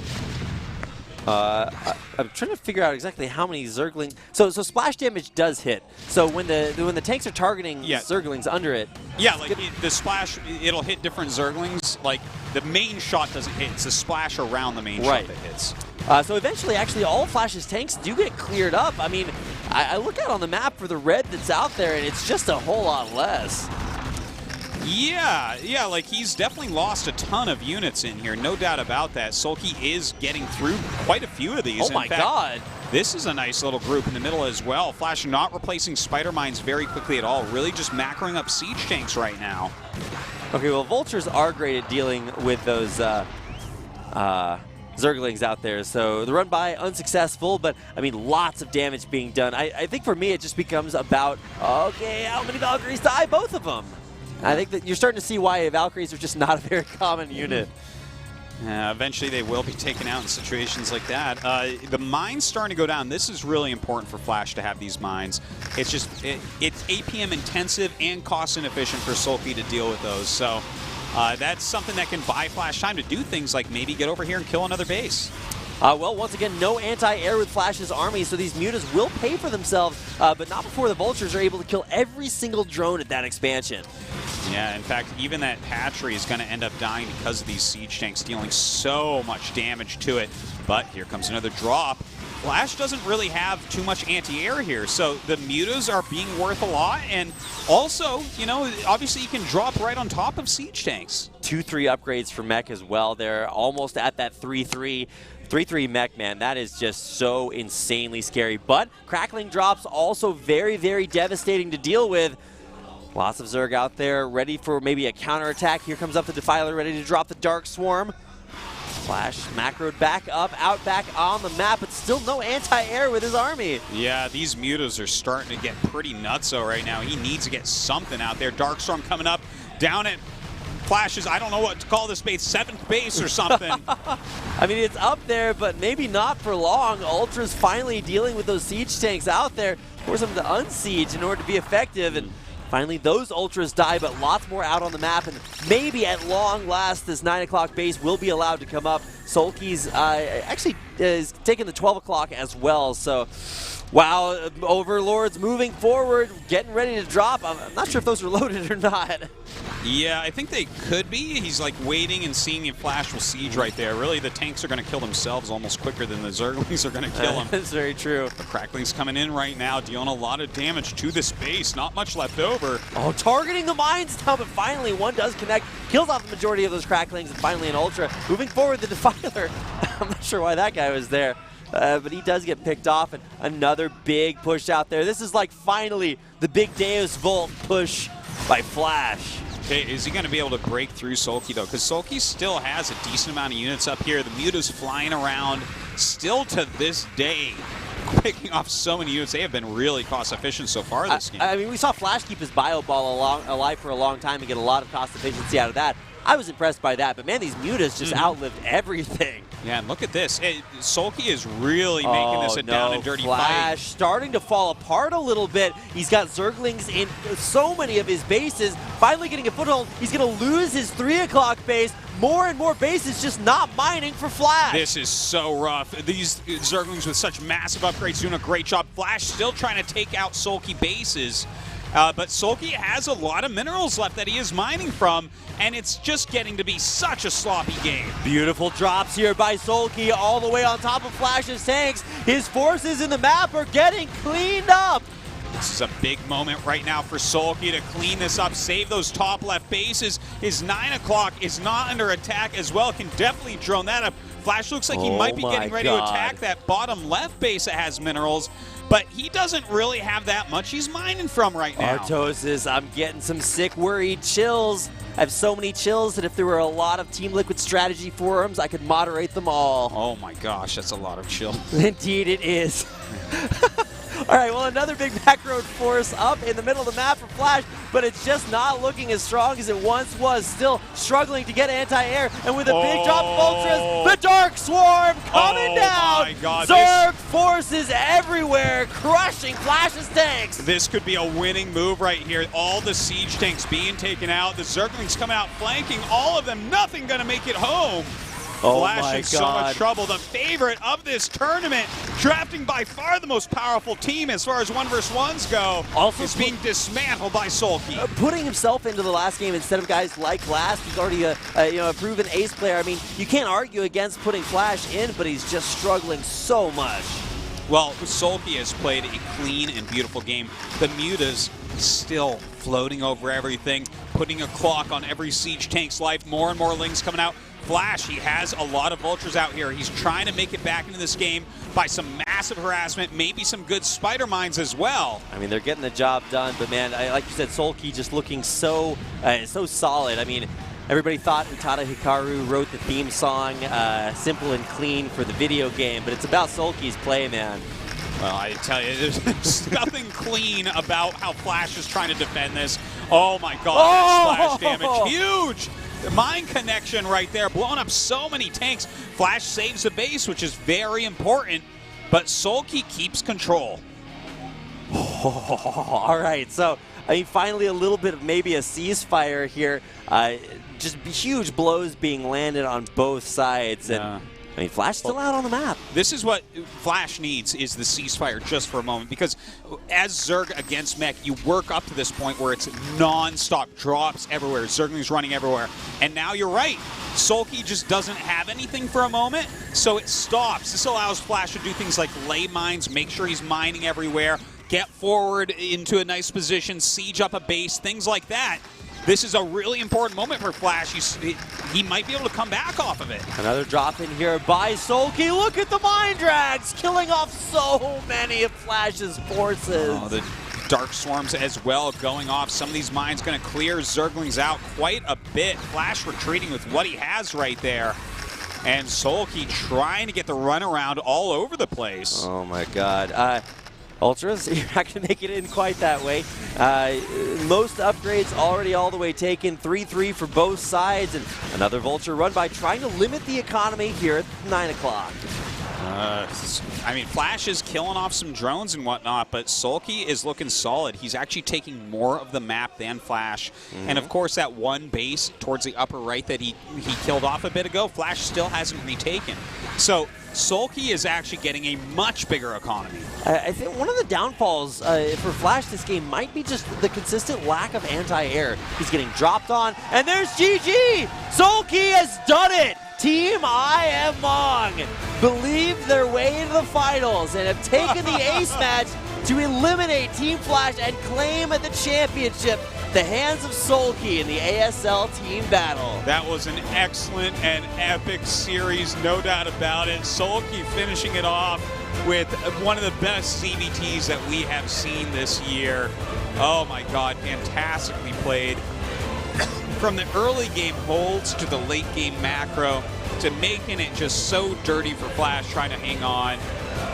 Awesome, awesome games. I can't tell you what a treat it is to be here to witness this. I mean, last year with, I think it was the Vance Star League being, Brood Wars' first modern day, broadcast out here in Korea through 2 seasons of ASL. Here to the ASL team battle. It has been quite the journey for Brood War, but to be able to witness epic games like this on a scale as meaningful for guys like Team I Am Mong, it's just a thing of beauty, Artosis. It really is. It's so fun to watch them win because they weren't even expected to be in the finals. They came through the loser bracket. They upset Team Bisu. They upset now Team Flash. And damn, they're the champions, man. They well indeed done. are, my friend. They are all on stage, lining up against each other. I mean, one team did win today, but just an insane roster of players on both sides. Real winners with a fan, Rapid. That is very true. Big fans everywhere, all spinning at maximum capacity. All right, it is interview time, guys. Let's see what is on the minds of these nerds. You made history here tonight. 우승을 차지한 선수들과 이야기를 나눠보도록 하겠습니다. 네, 자 여기서 오늘 Let's hear what they want to end up saying. 저는 이거 마지막에 김민철이 나가면서 최종 병력 이영호기 때문에 수많은 저거들은 고개를 숙여요. So Sulky was put out for the ace match. 전부 다 집 보러 갔다 방 빼고 나왔어요. 하지만 그걸 다시 한번 만들어내면서 No one's better than Castle Park. Look at this guy. Oh my God. 직관로로서 지켜봤습니다. There were not many people expecting that Team Mong would win. 진목이 형한테 민철이가 이렇게 But she did it anyways. 이거 시작할 때 이 결승전에서 에이스 결정전에서 이영호 선수 이기고 자기가 우승하는 꿈을 꿨대요. 꿈을 꿨대요? 네, 그게 저는 몰랐는데 진목이 형이 말해줘서 알았는데 그거를 오늘 꿈을 Before tonight, Sulky actually had a dream that he had the ace match against Flash and he won in the dream. You win in the dream, you win in real life, Artosis. But if you die in the dream, you die in real life. Thank God he won. That would be so sad. 승리에 대한 그 염원이 만들어낸 승리 같아요, 진짜. 그렇죠. 진짜 We thought we'd lose tonight. But I give all credit to Sulky. He's the one that made it happen tonight. 나의 모든 거 이거 김민철이 어떤 선수냐를 보여주고 싶은 그 욕심이 정말 많았던 김승현 선수 그랬어요. 드디어 꿈을 이뤄냈습니다. 오늘 혼자서 2승 팀플레이 완벽한 Truly you showed tonight who Sulky is as a pro gamer. 잡아냈어요. 우승을 차지했습니다. 어떠세요?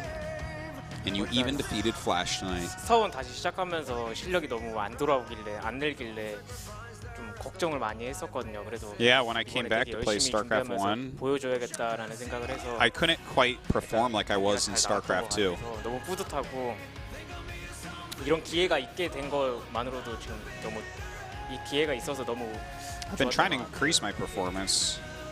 진짜 옆에서 임지묵 선수가요. And I've practiced a lot. I put in a ton of effort. And finally, here's the payback. 예전에 그 스타리가 지금 봤던 그냥 관객 느낌으로 완전 감동받은 표정이거든요. 마이크 한번 넘겨주시고 오늘 김민철 선수, 임진묵 선수 그리고 김승현 선수까지. I can see that Oregon is really emotional right now. 김승현 팀이 어떻게 이겨 이 팀을 근대 우승을 I want to hear what he has to say here. 일단 4강전에서부터 이렇게 저희가 지고 패자전도 이기고 최종전 이기고 결승까지 어렵게 와가지고. Said yeah, we lost the round of 4 and went down in the lower bracket. 너무 가방 ASL and to come out of the lower bracket and make it to the finals. 웅진 저희 같은 팀이었잖아요. 그래서 소중한 추억. And I have to say I'm just so proud of my team. 네 번째 경기에서 지고 난 이후에 또 이제 부담감이 좀 상당히 컸을 거 아니에요. 김민철 선수에게 약간 a lot of people helped us make it to the stage. I want to thank those people as well. 했는데 연습을 저희가 또 오늘까지 계속했어요. 아침 낮까지. 근데 좀 운영 가면 안 지는 마인드가 today in the morning we were practicing. 너무 자랑스러워요. Yeah, like 2 a.m. 그리고 이제 여기 김승현 선수는 오늘 1경기 지고 나서 진짜 And Sulky, I know he didn't even think about losing his matches tonight. I'm so proud of 팀원들이 Sulky. 얼마나 미안했습니까? 너무 미안했잖아요. 그런데도 불구하고 우승을 차지하면서 김승현 선수는 인사를 갈 수 있게 됐어요. 예, 그 상금을 받게 됐습니다. 오늘 진짜 Now you can move. You have all that prize money. 그 10년 넘게 이제 형제와도 같았던 선수들에게 감사 인사 한번 해주신다면요. 오늘 진짜 저는 한 거는 많이 없지만 민철이랑 너무 잘해줘서 우승 상금 보태서 월세에서 전세로 갈 수 있도록 열심히 하겠습니다. 너무 고마워. Yeah, I want to give all the credit to my teammates. They did all the performance. They pulled out their absolute best. And I'm really thankful for the prize money. They actually made it. ASL 이후에 And now I can finally move to my new place. 김민철 선수 경기력 좀 미친 듯이 올라왔어요. 다음 ASL이 있잖아요. You were the last season's 복수해줘야 되는 거 champion. 아닙니까? 예, 일단 제가 조주명 씨 때 항상 Don't you want revenge on 사람이 him? 없다고 얘기해서 네. 그런 식으로 얘기했었는데 이 찍을 명분이 생겨서 그래도 좋고요. 근데 다만 팀원들이 너무 결승대까지 너무 잘해줬는데 제가 Yeah. 마지막에 너무 Up until 마무리를 now, 못해가지고 there's no 팀원들한테 너무 reason to really have revenge against other players 그래도 because 이게 I'm the 끝이 champion. 아니잖아요. But now I have a 지금 reason. 이제 스타크래프트 다시 핫해지면서 I'm 선수들이 really 다시 sorry to my 돌아오고 teammates. 새로운 문화가 They believed in me for the ace 해결 match. 구도가 나오는 것 자체가 이영호 선수 입장에 정말 행복한 일 아니에요? 예, 저한테는 뭐 제가 뭐 저번 시즌에도 얘기했지만 이렇게 There'll be another 지금 이렇게 StarCraft 1 tournament. 스타크래프트 대회를 You can show your 치르고 performance 있다는 there. 것 자체가 꿈만 같고요. 앞으로도 이렇게 항상 겸손한 자세로 열심히 해서 또 제 팬분들한테 좋은 모습 보여드리고 또 스타 팬분들한테 또 Says, 다시 yeah, 한번 I'm really glad 스타가 there's still a lot of 살아있구나 tournaments for 느낄 수 있도록, StarCraft 1 멋진 players. 게임 계속 보여드릴 수 있도록 하겠습니다. 네, It 고생하셨습니다. helps us to keep playing. 정윤종 선수에게 마이크 한번. 자, 준우승입니다. Time to hear from Rain. 우승은 하지 못했지만 그래도 얻은 것들이 상당히 좀 많은 시즌이었다고 생각이 되는데요. 어떠셨어요? 저는 일단 제가 방송을 하면서 집에 You know, even though you're the runner-up, 일주일에 there's a lot of 딱 things 한 you 번 learn through the tournament, ASL right? 나오는데 네, 저한테는 좀 의미 있는 대회여가지고 네. 저는 좀 즐겁게 왔는데 좀 저희 팀이 좀 객관적으로 좀 세다 보니까 This is the only tournament I'm playing right now. It's 팀원들도 once a 그렇고 week. 저도 좀 약간 부담을 많이 느꼈는데 그냥 제가 민폐였죠. 오늘. I really enjoyed playing it. 자, 지금 이 프로토스의 미래 아닙니까, 정윤종 선수가요? 자, 그럼 앞으로 팬분들에게 이제 차기 시즌도 열리는데 자, 어떤 모습 보여주겠다. But 인사 you know, 한번 there's some pressure. 일단 뭐 개인 As far as the 방송에서도 tournament 좀 goes. 그랬듯이 프로토스가 많이 져요. 다른 종족들에 비해서 승률이 좀 안 좋은데 제가 그래도 프로토스를 좀 앞으로 He's 대표할 수 actually 있는 complaining right now about how weak Protoss is. That's funny. 해야죠. 해야죠. 네, 칭찬합니다. 네, 되도록 노력하겠습니다. 네. 그리고 알파고. 자, 이번 시즌 뭐 Says, I will 개인전에서는 이 try to 놀라운 become a 모습 better 계속 Protoss 보여줬거든요. 아쉽게 패배는 했습니다만 그래도 새로운 대회들이 좀 많이 열리잖아요. 자, 그럼 팬분들에게 한 말씀 해주신다면요. 네, 지금까지 이제 Hey, words to your fans 다방 last. 팀배틀을 하면서 뭐 오프라인 경기 이렇게 되게 많이 생기는 게 되게 좋고 앞으로도 이제 대회도 많이 생기는데 이제 많이 지켜봐 주신 Yeah, 거기서 so far 이제 there's 좋은 been a 모습 lot of Brood 보여드리고 War 싶어요. tournaments. 네. 그리고요. 네. 이번에 준우승에서 And 좀 I'm 아쉽긴 really excited to play 한데 more tournaments in the future. 열심히 해야죠. 알파고의 모습 보여주셔야 됩니다. 예. And I'm just so happy that we still have a lot of tournaments that I can participate in, and I'm going to try my best to show good games for my 잠시 fans. 저쪽으로 자리해 주시기 부탁드리겠습니다. Time for the awards ceremony. This is where we give away the leftover hamburgers to the winner. It's like, sorry guys, we were just playing for hamburgers the whole time. Yeah. I mean, they were pretty good hamburgers, but yeah, it is time to award a total of $10,000 for this ASL team battle. 선수들이 이렇게 눈물 글썽거리고 무대에서 멋진 대결 펼치는 Indeed it is, Artosis. I will be making none of that $10,000. No, I'm really bad at this game, but these guys were great and just such a treat to watch all season long. I mean, even teams that, you know, were lost in the first round, just lots and lots of great players. So coming out here to award our awards, our CEO, Kevin. Yep, and he will be giving the second place team their prize. 네, 우리 선수들하고 해설진 또 직관 오신 여러분 너무 고생 많으셨고요. 우리 박상현 캐스터 말씀 드린 대로 이 대회 만든 거 너무 저도 기쁘고 너무 CEO 자랑스럽고요. of Africa TV. 계속 해야 되겠죠? 계속 하겠습니다. Says, I know that all the fans and viewers 준우승 시상을 really like this type of 진행하도록 tournament. 하겠습니다. He says, you have my 정말 word, I'm 많은 going to 노력을 keep doing this 했거든요. type of thing. 잠도 못 자고 연습했습니다. 선수들이 나올 때 여러분 정말 아낌없는 박수와 큰 환호를 부탁드리겠습니다. 다방 ASL 팀 배틀 준우승팀 이영호팀. All right, 네, 선수들 time 같이 for the 와서 runner-ups. 여기서 Team Flash. 상금과 Yeah, so surprising that they lost. 부탁드리겠습니다. Yeah, still just thinking about the way that it transpired. I mean, every single match matters, and the 2v2 that did not go their way could have turned things around. It was definitely a rough one for them. 네, 정말 참 축하드리고요. 3,000 won. It's about $2,700. 서수기 대표님에게도 Yep, that's 아낌없는 3 박수를 million won. 보내주십시오. 3 million, yeah. 3,000 won is. I spent 3,000 won on Buy a bottle of toothpaste. soju for that. Yeah. It's- 이제 우승자 시상입니다. And now, 원룸 투룸 쓰리룸 it's 다 있어도 time 다방. to introduce our legendary champions. One team has gone the distance and has traveled all the way to the ASL Team Battle Grand Finals. At long last, we reveal our champions. 다방의 사업본부 박성민 The most intrepid travelers. I gotta say, I think it's more epic what you said than what he said. Let's team I Am Mong, and here to award the award is the Business Development Director from Dabang. 누구보다도 이 스포츠를 사랑하시는 분이거든요. 이제 다방으로서, 이제 스폰서로서 선수들의 눈물, 선수들의 노력, 그 팬들의 사랑을 지켜보셨는데 어떠셨는지 정말 궁금합니다. 네, 안녕하세요. 저 다방의 박성민입니다. 네, 이번에 대회 하면서 저희도 사실은 이렇게 대회가 흥행할지 몰랐고 너무 이렇게 많은 See what he has to say about the tournament? 즐겁게 저희도 그 경기 봤고요. 그리고 저희가 So he didn't know what to expect from the tournament, and he's very surprised at how successful the tournament's been and how successful the finals were. And even within the company, there are a lot of staff who love to participate in the tournament, love to follow. 특히 스타크래프트에 더 많은 도움을 드릴 수 있도록 많이 노력할 거고요. 특히 이렇게 스타크래프트 한 팬으로서 He says, yeah, if there are other chances for Dabang to support esports and support StarCraft, they're definitely willing to be part of it. And thank you very much. Big cheer from the crowd, all of whom have stuck around here, even all the way to this grand finals. 다시 재원했습니다. We got to line up to get their pictures with Sulky. Oh, that is true, man. But it's not the case right now. You're like, hey, Flash, can you hold this camera real fast? I gotta take a picture with Sulky. Definitely the man of the hour.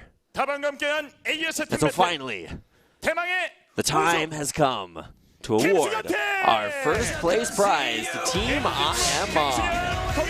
Confetti and all, and I mean, champion is just the word for it. I Am Mong, Piano, and Sulky are your champions. Yeah. Wild that these guys were able to, come from behind, completely unexpected to win. But their 2v2s were immaculate, and at the end of the day, every single guy showed very strong 1v1 games. Yeah, absolutely impeccable. Could not have made it here without any of them. I mean, Piano, for as lacking as his individual results were early, he was essential to winning every single 2v2 match that they played. And now 5 million won is their prize. Yeah. Nice little chunk of change, as well as some cool trophies to bring home. But the real winners are, the players who have developed the power of friendship. What is this, My Little Pony? Oh my gosh. My Little Brood War player. In the future, we're just going to have them wear, like, colored jumpsuits. Yeah. Frolic through the maps. Well, alrighty, guys. This has been a very fun tournament. I thank you all for tuning in to ASL Team Battle. Hope that we can do another team-based league in the future. Always really fun to see this type of thing, and especially that 2v2, I think, was, for me, the highlight. Yeah, not just like the 2v2 on maybe some interesting maps, but bringing back maps that we haven't seen yet, like Outsider proves to be a very strong map for guys like Sulky, who picked up his win on that map tonight. New maps, new players coming out. Team I Am Mong breaking all the way through to the finals. And I know at least for me individually, it's been my first chance to get to really be a part of a big Brood War league, and it's been great to cast it with you, Artosis. It's been pretty great. But yeah, man, I mean, it was a lot of fun, and like, I can't wait for the next Brood War tournament that we have. I don't know exactly when it is. I know that we have the Legend coming up before GSL. That's going to be a fun 4-man tournament, of course, on Sunday, starting at 2 p.m. KST on Sunday. That's this Sunday. This Sunday. So definitely check that out. That's right before the GSL finals. It's going to be the 4 greatest players of all time going at it. Single limb tournament. Just really fun. 3 matches. So yeah, that's always great to see them play. They're all in great shape too. Everyone's playing so hard and all. But looks like we have our CEO about to say something, so let's go back to him for a moment. 예, 저 우승팀 김승현 팀 세레머니 하기 전에 아재가 잠깐 말씀드리고 올라왔습니다. 네. 우선 이 뜻깊은 스타크래프트 팀 배틀을 가능하게 해준 So first of all, 방찾는 치트키 다방한테 다방에 너무 감사드리고요. 그리고 블리저드 엔트 he's really appreciative of the support of the main sponsors, Dabang, for making this team league possible, and of course the Blizzard also for their help here. And I know that you guys look forward to the start of ASL Season 3, just promising that very soon that will begin. 오후 2시에 코엑스 오디토리엄. It says only 1 week from now, we will be having our finals at the COEX Auditorium. That's right. That is the I Love StarCraft Day that I was just talking about. 2 p.m. KST. That's going to be a great match. This is a big event. 19 years of StarCraft, guys. I cannot even believe. Wow. Like, that is a long time, over half my life. And yeah, Mike Morhaime is even going to be there, so that's going to be fun. And we're going to have that match followed up by the GSL Finals. Definitely, people, come down to the COEX Auditorium. It is going to be packed. You have to come early if you want to see this stuff. There's also going to be a lot of fan events there too. If you want to participate in those and win some prizes, we'll be sparsing those in. And that is going to do it for our announcements. Yeah, just an incredible finals for us tonight. It's going to be even more incredible for the next finals next weekend. Finals everywhere, Artosis. What a time to be alive. Yeah, it certainly is. The resurgence of StarCraft 1, I never thought I'd see the day, but it is a happy time indeed. Guys, thanks for watching so much, and I guess we'll see you at the finals. We'll see you at the finals, Artosis. I'll definitely be there. I always make it to the finals. I'm going to be that guy in the crowd that waves at the casters and thinks that they're looking right back at me. All right, well, now we're going to have our closing ceremony. So thank you so much for watching the ASL Team Battle, guys. We'll see you next time. Even when you're lonely, no, you're not alone. You're one of us, one of us, one of us, one of us. Bring the sunshine in the happy days, the hardship too.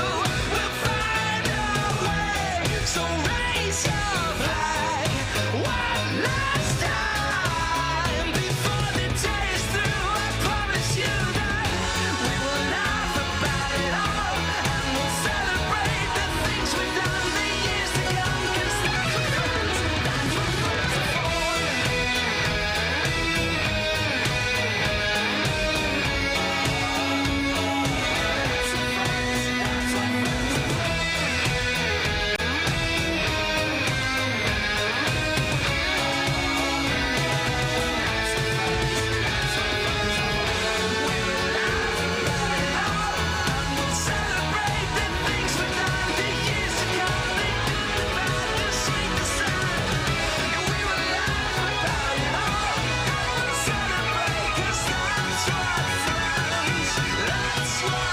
friends are for.